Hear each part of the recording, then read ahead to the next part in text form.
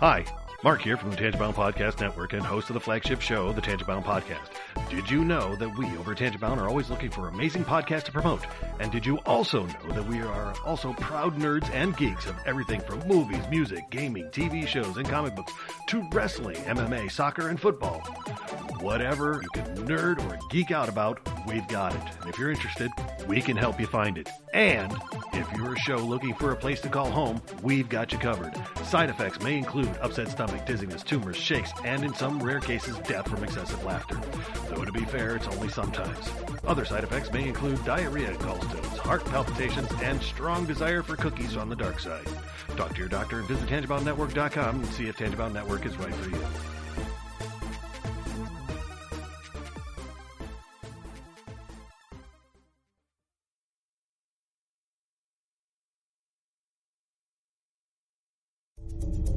This is a Danger Entertainment podcast. DangerEntertainment.net. Danger Entertainment Podcast Network.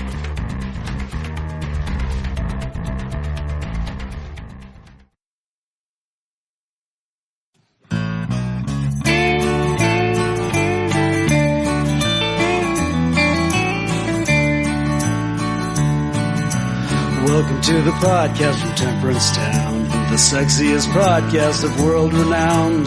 Tony grows a beard to hide his chin, swabs it with Earl so it glistens. Salty, salty language, kings of the sexy frontier. Download the pod, you won't get enough of these dapper chaps talking deadly fluff. In Hobo Gulch they run a homeless mission, clanging and banging with the pentagram of kittens. Salty, salty language, kings of the sexy frontier. They enjoy their whiskey and local craft beer. By Odin's unkempt pubis we give a cheer.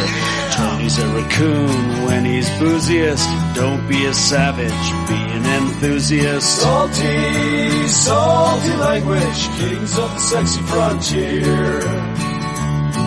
On the frozen tundra they call it a lock.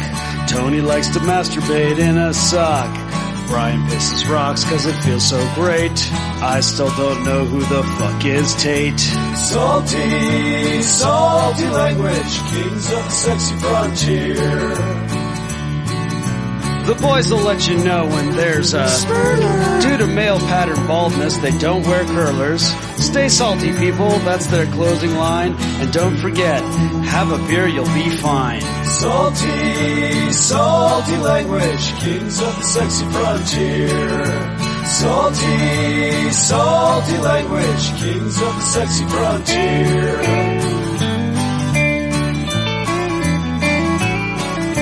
Salty language.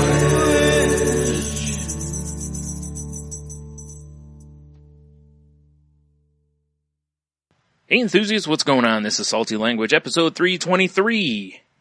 Oh shit, what's cracking, sexiest listeners out there? Oh wow, they got elevated, huh? Elevated. Well, just temporarily. Okay. I mean, we can bring them down as hard as we can. Immediately. That's true. Yeah. I think that's the first time you've called them the sexiest listeners. Maybe not. I don't know. We've done a lot of episodes. So many episodes. Go to saltylanguage.com. Check out, catch up on our backstory. We don't have a paywall yet. Yeah, no. I still love it when people are listening for the first time, and then they comment to me about something on the show, and I'm just like, I said that? Huh? Well, it was, Jeannie actually did this a few weeks ago. Your wife, First Lady of Space Violence and of Hobie. She texted me after she listened to one of our episodes and said that she would also like to spend the day with Mr. Brown or something like that. And I'm like, what the hell is she talking about? She's obviously high again. Dude, it took me hours. And then I was like, our Q the W the week before was, what living person would you like to party with? And I had picked Elton Brown. So that's who and I was like, oh yeah, duh. It's all coming together. But it took me a while to come up with it. Like, I responded to her like Mr. Brown, and actually it wasn't hours, but I texted that to her, and then I was like, oh, Elton Brown. Like, it just, Normally when somebody pulls something from the show, usually it triggers, and I kind of no clue. Yeah, occasionally when we'll get a tweet or something when someone's referencing the show, and it's the same thing. I look up the alert on my phone. I'm like, I don't know what the fuck they're talking about. Yeah. Well, and like for me, a lot of times you and I record on a Friday. A lot of times we do the Crazy Life on Sunday. So that kind of is what's in my short-term memory, not salty language anymore. Right. So when people reference stuff and I'm like, oh, what the hell are they talking about? Yeah. You get like, LOL,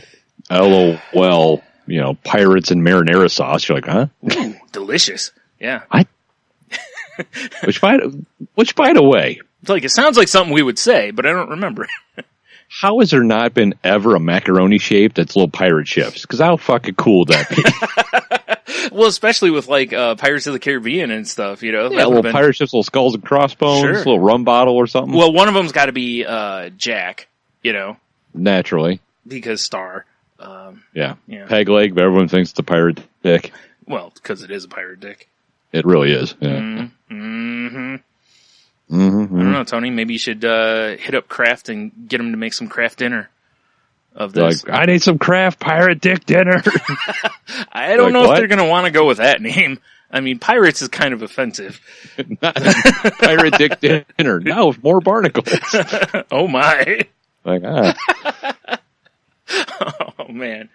It's the cheesiest when it's pirate dick just really doesn't, it's right out. Yeah. Yeah. And, a little known fact, pirate dick, the saltiest of dicks. I would think so, aside from, ours, but. Well, of course. I mean, salty language. Oh, by the way, I'm Tony. Oh yeah, I'm Brian. For anyone fresh to the show. Yeah. That way, yeah. Yeah, that's perfect. If it's your first episode, you're like, man, that's a great theme song, and they just call me sexy and pirate dicks. Boom. And I don't even know their names yet. Yep. That's how we are. That's how we are. Mm-hmm. Imagine dating one of us. Welcome to the family. Yeah. Imagine going on a date with one of us. You haven't even learned our name yet, and we're already talking about pirate dick. Exactly. And what you don't know is if you date one of us, you date both of us. There is some truth to that, but no. What's that called? Prima nocta or whatever? Right? No, nothing like that. Probably. No. Probably. Maybe. Yeah. Depends. Yeah. Yeah, it depends. Oh boy. Yeah. Oh man, that's good shit right there. I know, right? Man, I hate when, you sit down and like your computer chair and it's just not where you want it. And then when you go to move, you realize that the wheels are turned the wrong way. So it's not going to move easily unless you want to make a lot of noise. It's Which like, you can. Yeah, it's like pushing a grocery cart sideways, Oh, you mean drifting it? Obviously. I'm a big fan of drifting the grocery cart on corners. I'm not going to lie, I am too. All right. Yeah. Although, it's weird though, when I go to the store, usually now, I used to, kind of cut the corner short when I would, turn off of an aisle to go to the next one. Now I go way out because so many people just walk right, like not just with carts, but just on their own, they'll just walk right, that way. And, I'm trying not to hit people with carts. I've been hit plenty of times by people and all right. It's not fun. I have an idea. Yeah. Cow catcher on the front. No, hold on. All right. We need to go to our local K. Rogers. Okay. Okay. Mm-hmm. And you're going to dress up like a Roman centurion. Mm-hmm. Which is, that's normal. That's how I go to the store. It's your going out wear. Yeah, it's my go to the store gear. Yeah. Exactly. With your war skirt on. Right. And I'm going to wear a horse mask. And we're going to turn a cart into a chariot. And you can just spear people and stuff. That seems really weird, but I'm in. All right. I'll pull the cart, you wage war. It'll look like Ben-Hur up in that mug. God damn it, Chip Chipperson. That's a great idea. I like that. Right? Oh, man. Just the picture of us like that is just too much for me. Oh, man. Instead of groceries in the cart, there's just weaponry and spears. Yeah, well, I mean, isn't that what you take to the store? Or I guess lances if you're, for going cavalry style or whatever. Yeah. I mean, I was, I like that idea, or we could just update it and, we just have guns or something like, no, guns. Floppy dildos. Yes. Straight out of, Saints Row. Like dildo Definitely. bats. Yeah. Yeah. 100%. That's the way to go for sure. Definitely. The humiliation of getting slapped around by a giant dildo is, Oh yeah. yeah. Like I kind of feel like you need to go to like medieval times or whatever, or to, like the Renaissance fair around here. Yeah. And get a blacksmith to just give you like a really cool like hilt of a sword, and then just put a big floppy dildo on it. I was thinking of for jousting, but just a really long dick. Just giant dick. You could be the Dick Knight. Can you imagine you get that up under their chin, Oh, shit. Like, aha! Yeah. Clearly there's been a lance there before. They get up after getting knocked down and they've got like a mushroom stamp on them. Funny enough, too, because Lance is a super gay name. Yeah. Weird how that works. Yeah. It's weird. Yes. Oh, man. See, it's funny, though. Like, I'm picturing the whole mushroom stamp thing, and then it's like, that sounds like an origin story. It does, doesn't it? And later on, they're coming back for revenge. They've got the big mark on their face from... Exactly. Like, it doesn't go away. It's like just... their eye sockets all caved in, mushroom stamp style. Yes. Exactly. Oh, they got the same posture as that creep from the 300. Yeah. Oh, yeah, nice. Oh, shit. All right, enough of that. All due to a Dick Lance. The old Richard Lance. Yep, Richard Lance. Sir Richard Lance. Sir Richard Lance, you're right, yeah. Naturally. Of course. Yeah. Very popular amongst the ladies. I'd like to see his coat of arms. Oh my. It's just a bunch of dicks. Bunch of dicks in different directions and different colors. Right. Yeah, it's very colorful. Whimsical, even. Imagine his Iron Throne. Yes. Oh, God. That'd be great. Oh, I already wrote that down. Okay. Yeah, it's just, nothing but dicks except the seat cushions, just nice testicles, nice and soft. Oh, yeah. So these are great. Right. That's very weird. It is weird. Yeah. But hey, what are you going to do? Those were that was the thing at the time. When you're Sir Richard Lance, what are you going to do? Oh, man, that would be so great. If I ever make a movie set in that time, Sir Richard Lance is going to be one of the characters. I don't know if he's the hero or villain, but he'll be one of the characters. He's definitely got to be the hero. I can't see either that or he's like the villain that's always trying to steal your girl. Mm-hmm. Well, see, that's what I was saying about like the origin story, because maybe when he was riding by after he had, killed the kid's dad, because he just crushed his head in, he skull fucked him basically. And, with his lance and, the kid's crying. So he hits the kid in the face with the lance too, putting the permanent mark on the kid's face. Right? Setting up the revenge. I got it. Okay. It could be that the guy that's taking revenge throughout the movie or whatever we're making all of a sudden, he's got one of those helmets where like half his face is covered and he flips it up and there's the mushroom stamp. Yeah. Remember me? Yeah, exactly. So we're making Phantom of the Opera kind of on... Kind of, just with dicks and combat. Okay. Yeah. Yeah. Pretty sure that's how Andrew Lloyd Webber originally wrote it anyway, but, Yeah, exactly. Mm-hmm. Would then Sir Richard Lance go, "Insolent boy!" Oh, God. Or whatever. Yeah. That's exactly what he would say. Yeah. No, probably not. No? No. I wouldn't write dialogue like that for him. Fair enough. All his dialogue's got to be written like it's, I don't know, like it's Shaft talking, basically. Can Sir Richard Lance's horse be called Gobbler? No. Oh, okay. I'm sure there's something... Gobbler, to my side! I'm sure there's something better we can come up with. Probably. So, alright, well, I guess we should move on from that, eh? Maybe. I'm enjoying casting this movie, getting the plot all dialed in. Yeah, right. Yeah, probably. Although I have a feeling we'll come back to it at some point. Probably. Yeah, some point. It's kind of what we do. Yeah, at some point we'll need a villain in the story again, and Sir Richard Lance will come flopping back to the front. Flopping back. Yep. Imagine what his castle looks like, just dick towers. like people meet him and they're like, all right, I get this name's Richard Lance. The Lance thing when he's jousting is hilarious because it's humiliating and, it works. And it's like, but really with the castle? I mean... Yeah, the towers and the flags are just giant pink dicks. Like, is he compensating? Is that what's going on here? Does he really have micro dick or something? That's what tears him up inside. He's got a micro penis. Right. Okay, all right. Yeah. That would all make sense. Now, he's got this enormous cod piece. There's nothing in it. Yeah. It also makes sense why he's the villain now, because he's so angry all the time at exactly right. Micro Dick. Okay, all right. Yep. You're right.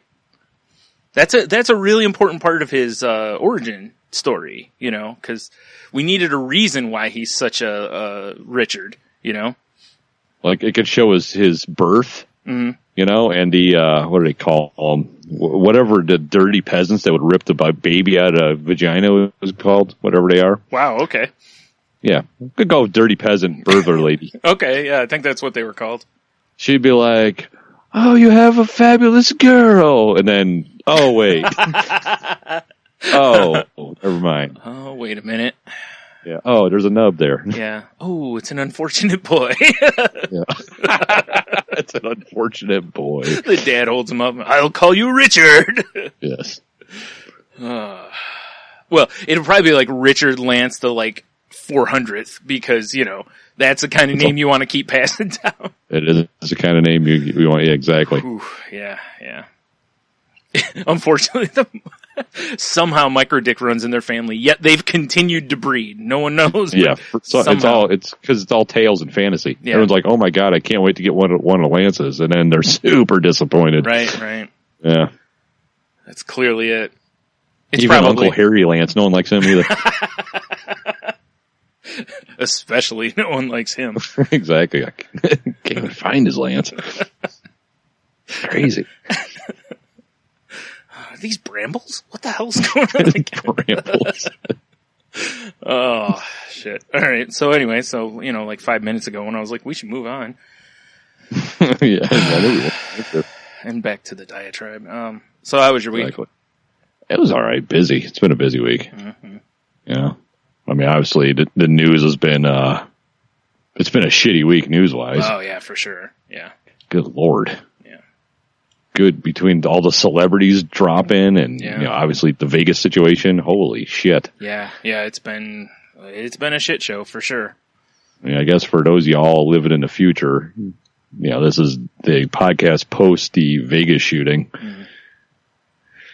Wow. Yeah, that was something. Not to get too into that because that's really not generally what we do, but it was. Do you remember when I went to Florida? That was around the time of the Boston Marathon bombing. Right. In fact, the day we got to Orlando was the day it happened. So, and it was weird because that news broke earlier in the day, but later on, when they were on the manhunt for the guys responsible, news kept just coming in on Twitter, but it wasn't showing up on TV. And you remember back then, I was like, this is the kind of thing, this and the Osama bin Laden thing are proving this, news breaks on Twitter now, or something more like that. It doesn't break on TV as quick as it does on the internet now. And, this was just another, I mean, it's not a big surprise anymore, but, this was another one because I was basically watching it unfold on the internet, and within, I don't know, half an hour of when it happened, people were posting videos that they took from, people there were posting videos, or an hour later, posting videos of that stuff. And it's mind blowing because, you're hearing the gunshots, you're hearing people scream, people are getting killed, even though you're not really seeing it happen. That's what's going on. And it's just so surreal, Yeah. And then, originally it was 20 people are shot, and I'm like, man, cause that's ridiculous. 20 people is exactly crazy. It was 20 people, dead and 100 hurt, wounded. Yeah. And I was like, man, and then you just keep seeing the count crawl up. And I was like, oh my God, what the, and then once the news came out of how the guy was up in the vantage point, and I saw people going, that doesn't make any sense, blah, blah. And in my head, the first thing I thought of was if you've ever played a first-person shooter, you understand how it happened. Right. Because a lot of people have played Call of Duty, and there was that one board, remember? It was at a hotel. Remember? There were two big buildings, and people would snipe from either side, and you'd shoot down into people running across from you. The high ground. You generally want the high ground anyway. And now picture 20,000 fish in that barrel, you know? Yeah, exactly. Oh my God. So anyway, yeah. And it's like, can we talk about how despicable the media is too? Oh God, yes. Because, I mean, and maybe it's just me, but it's like when they're like, hey, here's all the shootings that have happened, and it's like leaderboard. Do you really want other psycho to be like, well, I can beat that? Yeah, right. You know? Yeah. It's I hate shit. You know, I mean, obviously, I'm not even going to mention the asshole's name, because why? Yeah. But... Well, and that was the other thing the other thing to me was like those videos I was talking about. It's like when they first were posted, I understood it. Like people were like, this is what's going on. Holy shit. This is on the ground basically. Right. But it's like today they're still showing those videos and it's like people are getting killed in those videos. Like, yes, maybe let's have some respect for their families and stuff to not keep showing this over and over and over. Now newsertainment, right? You got to entertain. You got to have 24-hour news cycle, man. It's sick. It sickens me. Yeah, it drives me crazy. I mean, I've been trying not to watch it because honestly, at this point, a lot of it is just rehash. But I look at the news each day, from the sites and stuff that I go to, and get a pretty good combing of what's going on. And if there's something new and interesting, I'll look at it. But otherwise, it's like. Yeah, I'm with you. It's like, let's not give this guy all this. And actually, to flip it to where, how does this affect me? Is I looked at my mom the day after when they were first talking about it on the news, and I said, this is going to turn into a mental health issue. Right. I said, this is what's going to be blamed for this. And, we're not going to get into gun control here, how you feel one way or the other. But there's multiple issues that need to be talked about in this situation. One is mental illness. I 100% agree. But I hate the fact that mental illness, like with what that guy did, is lumped into the same thing as the mental illness I have. And even if it's the same mental illness, I'm not going to go kill people that way. Right. And there's a lot of us that function for years and years and years, never do anything like that. But the one asshole that does is now ruining it for all of us because when I go, I have a mental illness, people look at you differently because the wording is associative with psycho, essentially. And it's like, it's taken so long to move this far with mental health and it seems like a setback. It's kind of the same thing with a lot. I mean, one asshole tends to ruin everything. Oh, yeah. A lot of situations. Definitely. Well, what I was saying to someone yesterday is that maybe it's time to, maybe let's refer to this guy as something else. Like when people snap, they cross a different line. They're in a different category, And I know psychopath, sociopath, all those things exist. But it's like, I've fine, if those labels work, let's use those, know. Well, it bugged me that they weren't, and maybe it's changed since, because I've been, like I said, past few days I've been crazy at work, so I've been paying less attention to the news. Yeah. But the fact they weren't labeling him a terrorist, that is terrorist activity. I don't care who you're not associated with. Yeah. Yeah. I mean, I've seen people back and forth on that whole topic and stuff. And I'm like, you know what? When somebody else does something, which immediately putting something on there. And I know there's a political angle to it and stuff that, that I think technically a terrorist is supposed to be for political gain. Whereas this is not, who knows what the hell this guy's, what he was wanting to do other than kill a bunch of people. So it is though. I mean, it's, words can evolve, definitions can evolve. Oh yeah.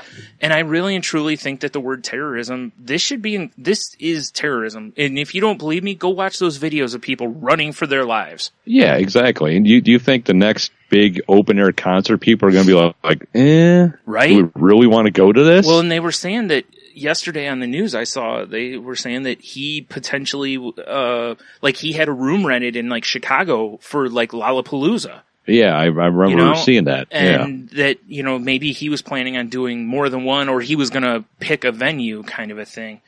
And, it's like, it's terrifying because now, along with all the other stuff, one of the things that has to be talked about is how can hotels or tall buildings prevent this? You know? And that's, you know, it's going to be tough because, you know, they don't search your bags when you go into these places. No, because it's kind of a privacy thing. Exactly. Honestly. Yeah. So it's like, you know? How are you going to, you know, there's a lot there. And again, we've already kind of gone further than I even really wanted to. It's my own fault. Well, yeah, for sure. You know, like I said, I don't want to get into any control issues, but like the hotel thing's going to be tough. Oh yeah. Because they have thousands of people staying there. It's going to be hard to monitor everyone, but when there's going to be 20,000 people in an open venue like that, I mean, something's got to change because otherwise this will happen again. Otherwise, oh yeah. You know, well, especially because now that it has happened, you know, people will be like, oh, well, that was easy for that guy. Yeah. You know? Yeah. And luckily the guy didn't have any like explosive devices he could wing out the window or something, you know? I mean, right. I know he's far enough away, but it was still whatever. So anyway, yeah, it's terrible and, you know, heartbreaking. Yeah. And I feel so hearts go out to Vegas victim. I mean, it's just, I've talked to people crazy. Yeah, me too. I've talked to people in different groups I'm in that some of them knew people that were there or they didn't hear from people who lived there for like hours.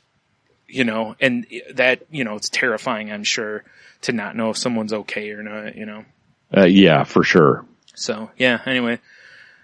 Oof, what a week, though. You want to get, I mean, I guess, well, let's finish up our weeks and then we'll come back to this other stuff, I guess. All right. Well, let's see here. So, last Saturday, we took the kids to the drive-in. Uh-huh. Because my nephew and his girlfriend, they took my, I guess I don't know. They took a young family member. Right. To the drive-in because they're doing trunk or treat and they're, you know, showing kids movies and whatever. Sure. So they're like, hey, you guys want to come? I'm like, you know, Logan worked, but we had Leah and her friend stay the night. So we're like, yeah, whatever, we'll go. Sure. Man, it's been a long time since I've been to the drive-in. Yeah. We should have planned better. I couldn't tell you. I was trying to think when you were saying that. I'm like, man, when was the last time I went? I can't even remember when it was. I want to say like Men in Black was playing. Holy shit. Yeah. Or it might have been 2, you know, but I think it was one of the Men in Black movies. The first 2, I think. I mean, we had a good time, but it was bizarre. Because what I don't get, and here's what my main complaint is, is it's kind of like what we just got off of, but what the fuck is wrong with people? There's just people just driving around with their headlights on, or pulling in spots with their headlights just blazing. Ah, jeez. And while the movie's on, it's like, even when I pull into somebody's driveway at night, I turn my headlights off. Yeah. This is a courtesy. Yeah, because it's an asshole move not to, yeah. Yeah. And so especially at the drive-in where, you know, it ruins we're watching the movie and now all I see is headlights, you cunt. Right. Yeah. I just didn't understand. Yeah, I don't know. It you know what? Melted in my brain a little. I'll honestly bet that it's just that people don't think about it because it's probably not something they do very often. You know, going to the drive-in, that is. So they probably don't think about it. But you'd think you'd be able to see it. Like, oh, hey, I'm ruining this and turn them off or something. I don't know. And plus, although I don't think they charge us, but they now have a thing that it's a $5 food license. Okay. So if you bring in outside food or drinks, they charge you. Huh. Which that's half the part of the drive-in is you pack a cooler full of shit and you go in. Yeah. You know, like we had, our candy. It's not per person, right? It's just like per car. No, it's per car. Okay. Yeah. But like, you know, we had a big bowl of popcorn and our candy we were handing out and of course a cooler of beer in it. Yeah, of course. Which is probably a code too, but yeah, probably. Yeah. But you know, it's just like, you know, I saw that in the thing. I don't know if they charged me because I don't even know how much it was per ticket. Yeah. But I know when she told me the price, I was like, dude, I thought the drive-in was cheap. Yeah. You know? Yeah. But, you know, I don't know. It was still fun, but right. It's been so long. And you know, and we were at a 3-movie thing. Like we saw Hotel Transylvania, which was, it was entertaining for a kids movie. And then it was Lego Ninjago. Right. Which I was thinking about just running directly into traffic out there that runs by the drive-in. That was not that great. All right, fair enough. But then the last movie, so 2 kids movies, right? Uh-huh. And then It. Well, it's because they figured the kids will fall asleep. Right. So then the parents can watch the final movie. I've been there before when they've done that. Like the first movie will be something no more than PG-13-ish, and then, whatever you're actually there for is the, but I've seen or been there when they've done that, and that was the reason then. Right. Was you figure you go at like 7 o'clock, the movie's over 8:39, somewhere in that range, the kids go to sleep, and then the adults can watch, the hardcore nudity in the final movie. Naturally. Mm-hmm. Well, we did not watch it because we were both like, I was so tired. Right. So I'm unfortunately not part of that crowd that's watching. Although I've heard mixed things about it. Some people love it. Some people are like, eh. Mm-hmm. But I don't know. I mean, it was fun. Mm-hmm. It's funny though. You went to the drive-in because I was just talking with Fluffy Bunny Ash the other night. We were talking about drive-ins, about how like there's one around here. Yeah. Yep. And that's how far away? I don't remember. From like where we live, it's probably a 20-25 minute drive. That's not terrible. Okay. It's not terrible, but it's not close either. No, exactly. But really though, from like where I live over to the mall where the theater is, it's 15-ish minutes. So, I mean, it's not fair enough. It's not terrible but whatever. Yeah, but I was telling her, I remember like when, I don't know if you remember this or not, but when we were little childrens, there was a drive-in over, I'm going real local, sorry folks, on Jackman at Lasky, where Cub Foods was for a while. Yeah, right. Yeah, I do remember that. The Miracle Mile Drive-In, I think it was called.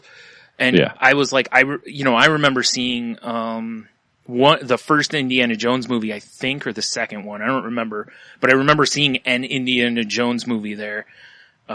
Because I wasn't supposed to be watching it because it was, too old for me. The late movie. Yeah, but whatever, Go figure, Brian was up late. Weird. Huh. I was probably warm, too. Yeah, my dad was a serial sneaker-inner of kids. Yeah. At the drive-in. Throw them in the trunk? Whatever. Yeah. Right. He would sneak in, like, friends of ours. It was usually like, get in the footwell under this blanket, Right. Sitting on one with a blanket over the seat. Yeah, basically. I remember, definitely sneaking people in with my father. Right. Yeah, because that had to have been before you and I were friends, or very early, because I don't think I ever went to the drive-in. That drive-in. I went to Sundance Kid with you and your dad. Yeah. I remember that. But, it was just kind of interesting now, because there's so many people that, if you start talking about drive-ins, even though there's still a few that exist, some people would be like, I've heard of these things. Right, like, what? Yeah. Like, what did you grow up in American? Weird. What? Go ahead. It is still weird tuning the movie in on your radio. Yeah. Because I like, part of me is like, I should bring a radio so we can sit outside. Because we brought chairs, while we're handing out candy to sit outside, and just got too cold, to be honest. Yeah. But I'm like, I don't have a radio that picks up FM AM anymore. Right? Yeah, exactly. All I have is Bluetooth shit. The only thing you could do would be, I'm sure there's something on your phone you could probably hook up. I don't know. There used to be. I don't know if it still exists, but I remember this is going back though. I mean, it was on like my iPod Touch. I had an app that would allow you to tune in FM, AM, FM stuff. It wasn't great, but it worked, So I don't know. Yeah, it's just it kind of hit me. I was like, oh shit, because well, Leah and her friend were sitting outside for a little bit, and they were just listening through other people's, because other people had it turned up because they were like sitting in the back of their truck. Oh yeah, right. Whatever. Mm-hmm. But yeah, I don't know. It was bizarre. Mm-hmm. It's way different than when you're like at the movie theater and you're in this recliner and it's crisp, amazing surround sound. Yeah. And, 4K screen. You're wearing stupid glasses. You're like, it's incredible. Well, do you remember too? Like they used to give you that freaking box that you clip over your window. Hang it on your window or whatever. And that was how you would listen. It didn't even come through the radio. Then it was just that box. A speaker that would scratch the shit out of your door. Yeah. And sounded like hot garbage. Yeah, it was basically like, you wanted to, your burger order should come out of it. Yeah, absolutely. Like, that was a great line. That was incredible. Yeah. It's like, can they put subtitles on? Yeah, exactly. Yeah. Right? Yep. It's funny though, because I still have nostalgia for the drive-in, even though, like you were just saying, it's like 100% the theater experience is so much better. Yeah. I guess not 100% because for $5 you can bring in stuff, at this one, whereas at the other theater, you can be removed if you bring stuff in. So. Yeah, and I mean, like, I definitely remember going to the drive-in in our, when we were in our formidable youth. Yeah. And it was, shots of Jaeger being passed around and full pizzas and coolers. Yep. And I mean, yeah. So it's like, there's definitely, it feels like camping with a movie. It really does. That's really, I think, what it comes out to. Cause you feel a sense of community because everyone's kind of doing the same thing. Unlike at a movie theater, even though you're all just sitting there watching the movie and really you're all doing the same thing, it just doesn't feel the same. Maybe because it's not outside. I don't, right. Yeah. Maybe that's the difference. I don't really know. Yeah. Although it was fun because our neighbors, they're going trick or treating and this girl's probably 3. Yeah. And she was just dressed up as a giant tub of popcorn. and at every car, she would just stop and just be like, I'm popcorn! And like present. Like, yes, you are. Have some candy. Just start winging butter at her. No, I'm kidding. Or like me, I'd just be dumping pounds of salt on her. Like, excellent. I like my popcorn salty. Much like my pirate dick. Yeah, maybe. It is funny, yeah, because I mean, I'm not joking about the popcorn. You know that, though. There's a lot of people that don't want to share popcorn with me because it's too salty. Yeah. I've gotten a lot better about it, though, honestly, because I know how horrible the salt is for me to, eat in that quantity, so, Or is it? Yeah. Plus, a lot of times when I go to the theater, I've gone with somebody where I'll share the popcorn, so it's, so I'm not spending like $40 on popcorn. On multiple popcorns? Yeah, it's like, fuck this. Like, Jesus. Like, I'm eating like $1 worth of popcorn, maybe. Right, yeah, exactly. Yeah. But you're charging me, 15. Yeah. And my firstborn. Uh-huh. Well, that, I don't care about that. They can have that, but. Oh, well, fair enough. Yeah. If it ever happens, I'll be like, whew, glad I had that one lined up. You just picture the woman be like, what are they doing? Like, contracts are contracts. I mean, like as soon as the baby's born, there's this puff of like popcorn smelling smoke. Here comes this popcorn genie. Right. But he's dressed in like movie theater, like the vest and a bow tie kind of a thing. Exactly. Yeah. Our contract is complete. Years later, you see your kid working in the theater. But what was that about? Well, I really wanted popcorn one day, and I was a little short on cash. Yeah, yeah. So I made a contract with the popcorn genie. Right. Like, you couldn't just ask someone to borrow $5? Like, no. Nah, this seemed better. It was the rest of my wallet and my firstborn. Right, yeah. I stopped and got a beer on the way home. Otherwise, I wouldn't have the money. I love you too. Love you too, honey. I'm terrible. Just think about it. I just saved this $100,000. Right? Like, what? And I got to eat popcorn. Yeah, exactly. That's win-win right there. With a collectible tub that I keep all my pens in. Yeah, that's actually funny because I used to keep a bunch of pens in a popcorn tub. Because I have a disgusting amount of pens. I actually kept the tub because in the event that I went back, that theater had it was like $1 to refill the tub. Like anytime you brought it back, it was $1. That seems all right. Yeah. And it wasn't like it was $25 for the tub. I think it was whatever popcorn normally cost plus like $2 probably. It was like $6 or $8 for it. And I was like, Although totally worth the firstborn. Yeah. And I did refill it right then. So, I smashed the first thing, got more. So, It'd be great if you just did it in line. Yeah. Each time just refill. More, please, and just keep doing it. Yeah. God, I've never seen anyone eat this much popcorn. You just grab the tub, you go to the end of the line, you start eating. Yeah. Get back up, I'm empty. Yeah. You're letting people go in front of you because, it's like 3 people's not enough to put down the whole bucket, I need 4. Well, I guess to be fair, we've done that at Beer Fest before. Yeah, it's true. We have stood in line drinking. You just hammered a sample down and you get another one immediately. That's true. Yep. Yeah. That is very true. Yeah, that's the part of Beer Fest where we're not enjoying the beer and just drinking. Yeah. which is coming up in a few weeks. Yeah. We haven't had a good shit show in a while, so. I know, right? It's about goddamn time. Get ready, Detroit. No. Are you ready? Motor City. Yeah. What you gonna do? Oh, man. I performed a magic trick earlier this week, too. Okay, all right. It was awesome. Mm-hmm. I just got home from work, and I was like taking on my contacts. You know, you got to put it in the palm of your hand and spray a little contact solution, do a little rubby rub, and clean that son of a bitch out, you know? No, you so your eyes don't feel like they have syphilis. Overrated. Yeah. So I took my contact out, put it in the palm of my hand. I'm going to get my food, and I sneezed. Oh, shit. And my contact was gone. Wow, that's a good trick. And I never found it. I was like, fuck. Now I know. Disposables. Now I know how I'm going to do all my magic tricks. I'm going to just like Fuji dust people with pepper or something like that, or sneezing powder. That way they sneeze and then whatever is gone. Like, ta-da!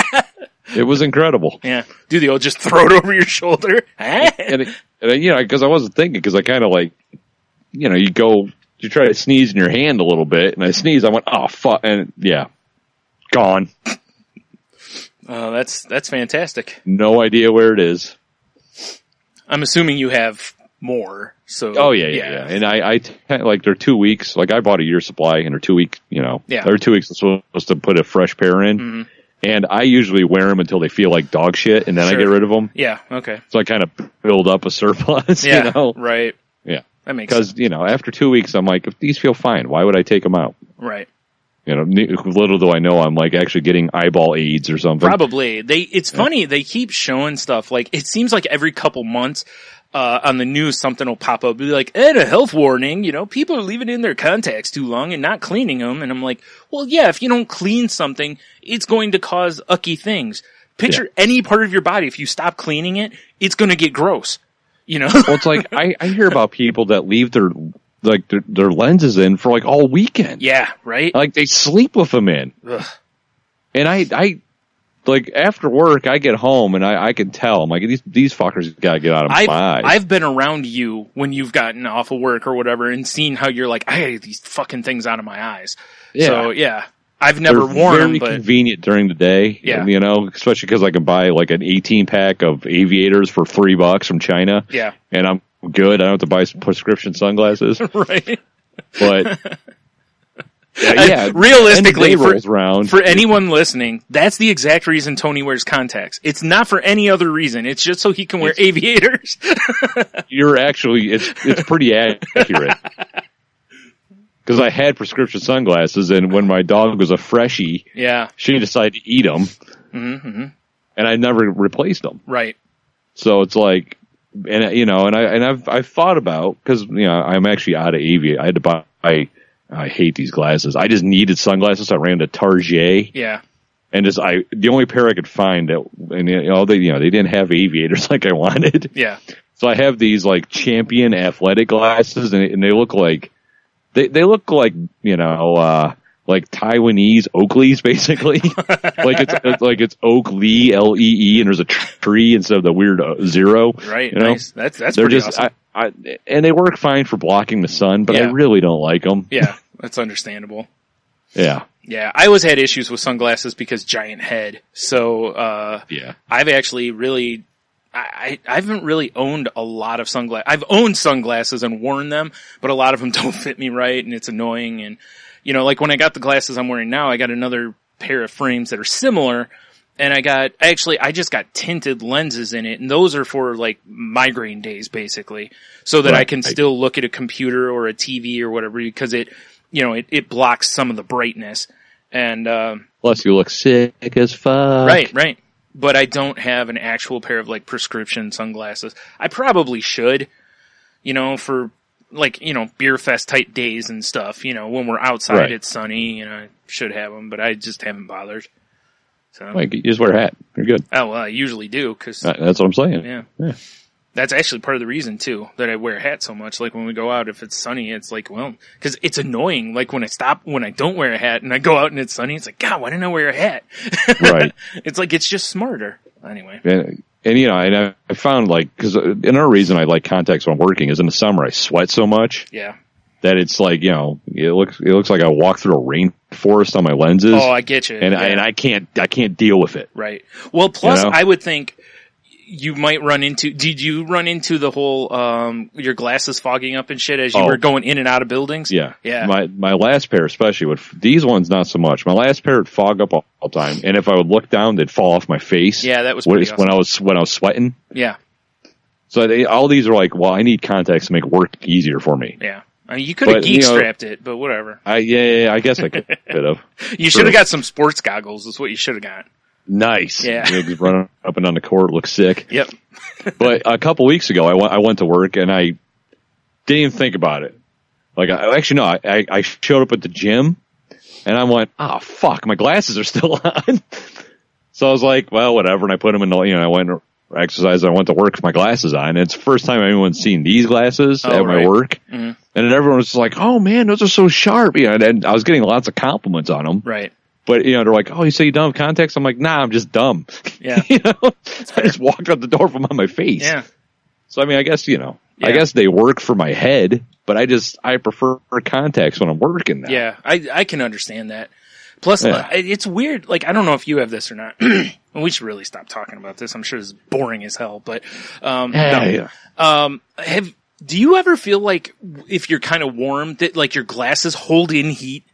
Have you had that feeling? Like, I take my glasses off and I feel so much cooler, and it's weird because it's in front of your eyes. You wouldn't think, like... Yeah, for sure. But I don't know why. It's such a weird feeling. Like, I do that a lot. When I get too warm, I have to take my glasses off because it seems to help a little bit. I don't know.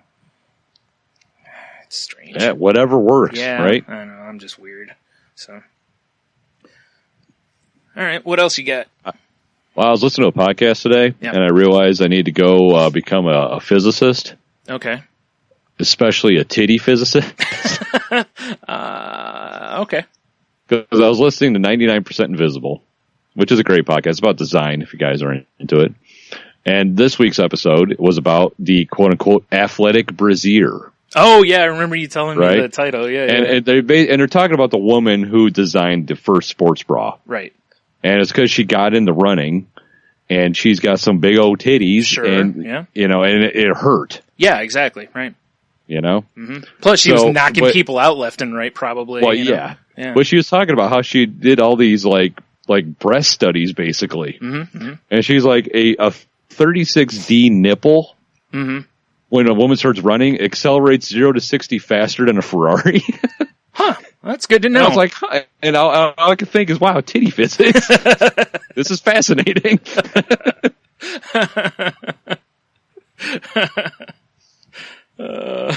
That's great. It was just mind blowing to me a little bit. Right. Who knew? Yeah. It makes sense though. I mean, because obviously physics affect everything, so.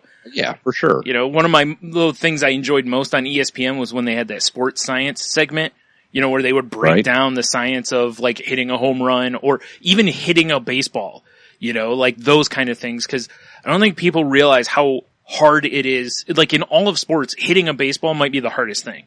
You have 0.4 of a second to decide if you're going to swing and start your swing. That's it. Right. That's it. And then all the other stuff comes into play. Like, do you keep your, is your form correct? Blah, blah, so I used to love watching that. Did you say your prayers? Did you eat your vitamin? Yeah, exactly. But I love that because like, I remember when Larry Fitzgerald was, I can't remember if it was when he was coming out of college or if it was his rookie year.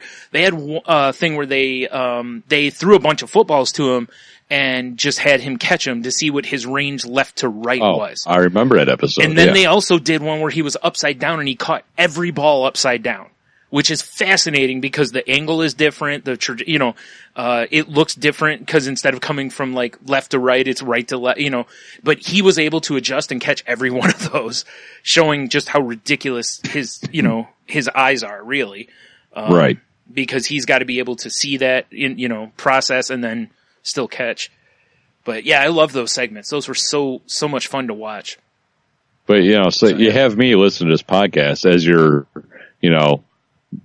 typical big dumb animal male. Yeah. And I always just naturally assume that sports bra, I never thought about the pain the woman goes through when she's running. Oh yeah, I have only because I always was like, they just don't want their titties flopping around. I get it. Yeah, but it's because. But I get it because like when I used to wear just like loose boxers. Yeah, you move it the wrong way randomly, and you're like, "Whoa, my testicles suddenly are in the worst pain of my life." Exactly. And now now I got some nice form-fitting boxer shorts or whatever, not boxer briefs. Yeah, and it's way better. Oh, for sure. Yeah. You gotta build a nest for the boys. Exactly. They need to be nestled. Exactly, right? Yeah. I knew about it a while ago only because I've heard women complain about, the pain from, running with them. And I was like, yeah, I can't imagine that that's comfortable, So, yeah. There you go. Or titty physics. Yeah. Titty. I'm pretty sure. Did you say Ferrari nipples? Well, yeah, because 0-60 faster than a Ferrari. No, I was just making sure. Make sure I didn't, because if I didn't hear you right, that was funny. Yeah. So. Yeah, definitely Ferrari nipples. Oh, man. You just gave yourself a run for the money for the name of the show, because I was going to name the show Tiddy Physics. But spelled Tiddy, Right. And I don't know, Ferrari nipples is pretty good. Anyway. So yeah, you got anything else? We're getting close to where we're going to need to take a break, but... Oh, I got my phone all set up to let me know. Oh, okay. Fair enough. Yeah. I guess, I got two more things that have nothing to do with links that I have set aside. One of them is shout out to Fitbit. For sure. Yeah. Because my lovely wife got a Fitbit through her work, and then she cracked the screen, and she was like, I don't want to wear it anymore. And I was like, is it functional? She said, yeah. So I was like, fuck it, I'll wear it. I don't care if it's got a purple band, Yep. Yeah, I'm very, secure in my Sir Lance or whatever. Oh my, yeah. But I emailed them because I'm like, hey, is there any way I can, fix the screen, or can I send it to you, whatever? Because the cracked screen was kind of annoying, and I imagine it makes it way less water resistant. Nah. So they sent me an email back, and they're like, hey, write your case number on a piece of paper with the Fitbit and the date or something crazy. Like, it felt like a hostage situation. Right. Then put it in your hand and sneeze. Yes. Where'd it go? But so I did that, and, they asked me when I bought it and where from, and I, laid all this information on them. And they're like, okay, and they sent me back. They're like, well, you have two options. We'll give you this coupon for half off any Fitbit you want, or we'll replace the one you have. Yeah. I was like, oh, fuck. I like the one I have. We'll just replace it. And I upgraded special edition. They let me get it, so it's all blacked out, and it's like fucking sick ninja style. Sure. And they didn't even ask for the one that works fine back. It's fascinating. Yeah. Because I figured they would want it to refurbish it and sell it at a discount or something, but no. Because that is what most companies would do, is send us that. When we get it, we'll process it, send you a new one, and blah, blah. Yeah. Yeah, no. So now Leah's got the purple cracked Fitbit, which she was fine with, and she had it for about 10 minutes and found it has a hidden game on it. I had no idea. Right. Goddamn kids. Yep. It's funny today because she's challenging me. How many steps do you have today? Which I more than doubled hers. Yeah. It's I'm like, you're not going to win this ever. No. I don't care. You just went on a walk. Yeah. You come home, she's just walking back and forth. Yeah, exactly. I'm going to get you, Dad. I'm going to be walking the rest of the night too, right? Yeah, exactly. I ain't done yet. Yeah. You guys are fighting over who's taking the dog for a walk. But yeah, definitely. I sure hope the dog's not outside. Nah, she's inside. But yeah, shout out to Fitbit for sure. I thought it's very cool. That is cool, yeah. And I guess for those of you in the know, or not in the know, I should say, if you have a Fitbit and there's something wrong with it, you have a year warranty. Just email them and they'll set you up. That's really cool, yeah. Or if you want a new Fitbit, throw yours against the wall and be like, it's cracked. Crazy. I want that new Blaze or whatever it's called. Right. I hope Fitbit's not listening. If Joe Fitbit's listening, he's going to be like, and change the policy. Very upset. Yeah.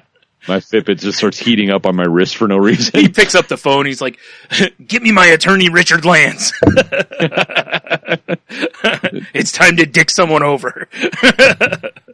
Nice.